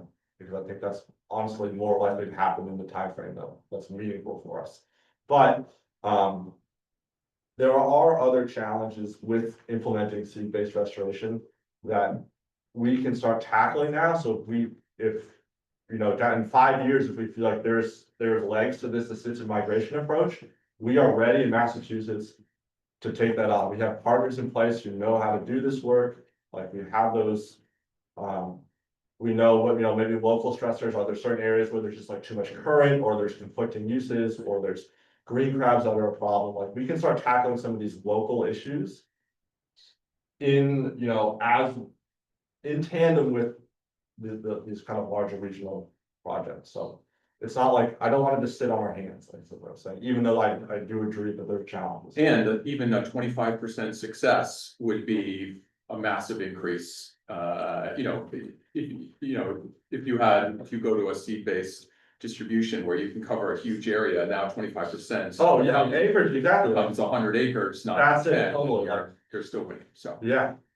The one other quick thing I wanted to ask is, you mentioned in the list of stressors, aquaculture. Yeah. And I think actually, we have seen and heard from a lot of oyster aquaculture farmers here, actually the opposite, where they're seeing like a lot of regrowth of eelgrass. We know that there are no new grants issued for aquaculture in places that have eelgrass. And many growers tell us that they see a lot of eelgrass returning, and I think there's a pretty clear connection with water quality from filtration and all of those things. So I just to say, I don't think necessarily, and that's a global study, and aquaculture is different everywhere, but I think in our environment, we may actually have the opposite, where we may actually see a benefit for eelgrass specifically from aquaculture, although it's a little tricky to manage, but just to say. Yeah, thanks for that comment. I would say that we've been partnering on, to date, unfunded proposals to look at that here in Massachusetts, and I think that the current way we are managing our culture is a caution, from an abundance of caution, and I think that is appropriate until we understand more in depth what's going on with aquaculture and eelgrass, and but I do agree with you that there are certain aspects of aquaculture that make me you know, think that they could potentially coexist, or there may be opportunities in certain, you know, again, aquaculture isn't just one thing, right? There's different, even the small details matter. Like if you're having an on-bottom cage, that's like physically cutting out area. But if you're talking about floating cages and you put those on you know, a conservation mooring type structure, like, yeah, perhaps, you know, those aren't having, they're having different impacts, I guess. So it gets nuanced. And then, you know, there's water filtration, but there's also these oysters are in some ways concentrated nutrients. I've also seen studies below the farms, and that can be good, beneficial for plants, but there's a certain tipping point where the eelgrass can't handle that kind of nutrient. So it's really complex, and we need I've been trying to find somebody who will help us look into it so we can be more hopefully nuanced, and you know, because I also think that these growers are out there in our estuaries all the time, and then in some ways they are like huge potential partners for us. They are seeing what's happening locally. They're there, and so I would, you know, in a dream, it's like there's a collaboration there. It's just making it happen. Yeah, totally agree. So thanks for your work. Appreciate you. Thank you, Bill. Yeah, thank you, Forrest. I'll let you collaborate with one of those growers right now. Yes. Woods Hall, MITC grant, DMF. I believe we're gonna be doing a project on my farm, just showing that eelgrass and aquaculture can and do coexist. You get an aquaculture grant today, you're looking at a substrate that's like this rock with no hope of any eelgrass there. But 10 years later, you have eelgrass. You mentioned climate several times. I'd like to see you looking at storm velocity. Okay, I'm an amateur eelgrass scientist, and I measure topography. Okay, if you look around Plymouth, Kingston, and Duxbury, you'll see these huge flats, Captain's Flat, Browns Bank, Ichabod Flat. They've all come up about 20 inches or more. Okay, the storm velocity that comes through and takes away the eelgrass also takes all those fines and puts them on these flats. And when you go back and look at what used to be an eelgrass bed, it's like a clay cobble pit. You know, it's totally strange, changed, and eelgrass isn't gonna grow. Yeah, thanks. And these storms aren't going away. Yeah. They're getting worse. So first of all, yeah, thanks. I know we haven't connected in person, but yeah, I do recognize your name, and I think Diana Chin and others have been coordinating with you, and I hope that we are able to work together on your farm, look at some of these potential synergisms. You know, in terms of the storm velocity, what I can say is that you know, partners at Math Bays and EPA, I believe, I'm getting that wrong, have done some coring around Duxbury and trying to look at changes in sediment basically 3 times with these cores. And again, I've only seen preliminary data, but what I've seen doesn't suggest that is happening at in a real appreciable amount. So again, it's like it's trying to get down to what's going on is challenging, and we have a lot of debates around Massachusetts, but that is, like, you know, Yeah, so it's interesting, like, maybe why are we not seeing that in that data, but it seems like from, the people on the water there, it's really apparent that it's happening, so trying to understand that, it's challenging. Thank you. You good, Bill? Yes, thank you. Thank you, and, could, always get together with Chris. He oversees TNC in the Northeast. You might wanna hit him up and have him open his bank account. Or if they're gonna be here after the meeting. Yeah, so. Yeah. Yeah. Yeah, thank you, Bill. Thank you. Thank you, Forrest. So you'll be speaking to different commission members when we adjourn the meeting. I'll be here, so. Right, Okay. thank you. Other business, public comment. May I? Please. Please. Stand and recognize yourself. Good afternoon, everyone. I know you've been sitting a long time and I'm trying to be very brief. Louder? Yeah. Oh, be louder. Right. You want this mic? I don't think they work right. Oh, We don't, those mics don't, we can. No, Direct to him, he's going. No, I want everybody to use it. Yeah. Can you guys hear me okay? Yes. I'll use my louder voice. My name is Cheryl Heller. I serve as president of the Southeastern Massachusetts Pine Barrens Alliance. We're an all-volunteer organization based in Plymouth. Vice President Frank Hand is here with me filming. Our group has been surveying spawning horseshoe crabs for the Division of Marine Fisheries on Plymouth Long Beach since 2019. I really thank you for coming to Kingston today and for giving me this opportunity to speak. I'm here to respectfully request that the Division of Marine Fisheries consider closing Duxbury, Kingston, and Plymouth Bays to horseshoe crab harvesting, creating a protected refuge in these interconnected waters. This proposal offers an opportunity to reestablish a once abundant horseshoe crab spawning and nursery area with minimal disruption to fisheries. As you will read in the printed materials that I've handed out to you, these bays have long been recognized as critical spawning and nursery habitat, but recent Division of Marine Fisheries spawning surveys show alarmingly low levels of horseshoe crab density with no recovery after years of lunar closures.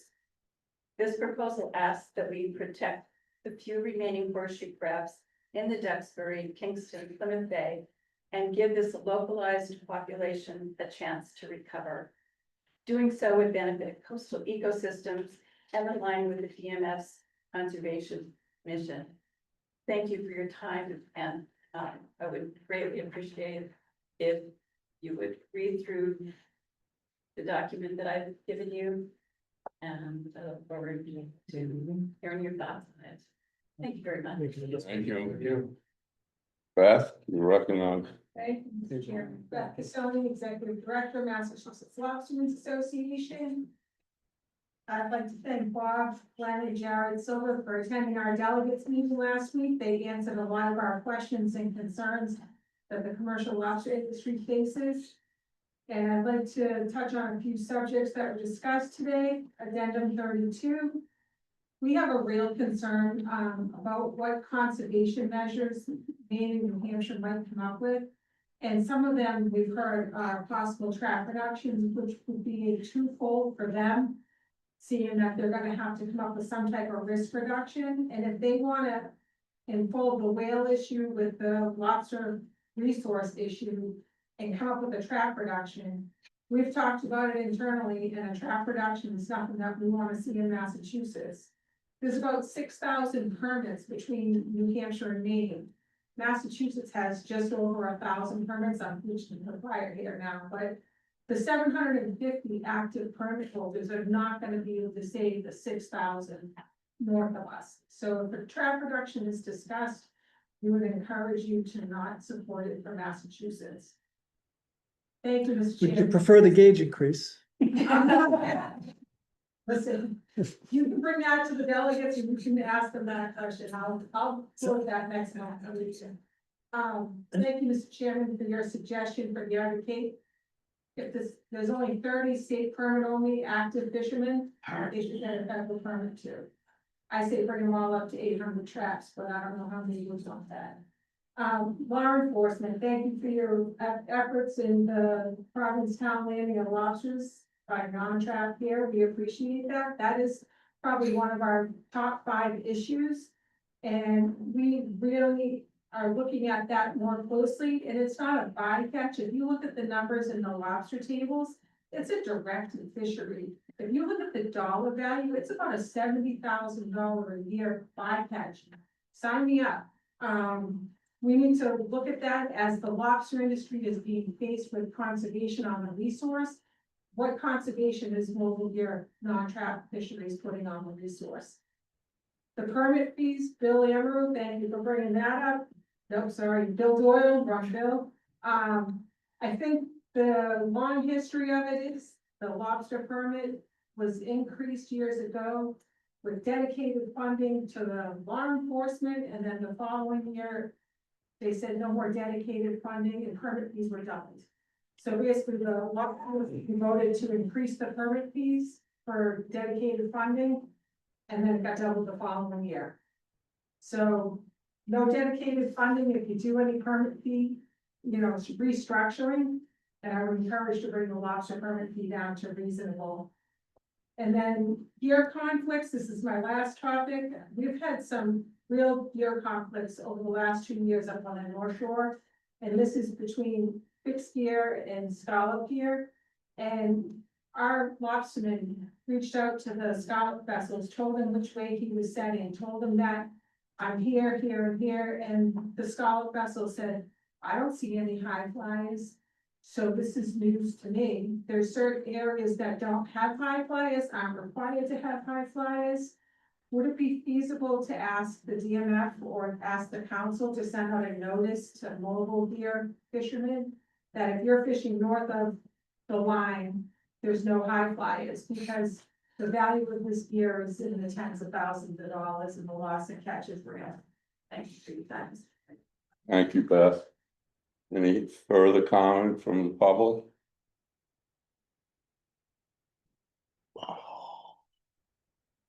I'm gonna ask for a motion to adjourn. Motion to adjourn. Seconded Second. by Bill. Thank you, Bill. I had one question for Jared. Jared, on the dispersion of eelgrass seeds, are you gonna find some of those bait cannons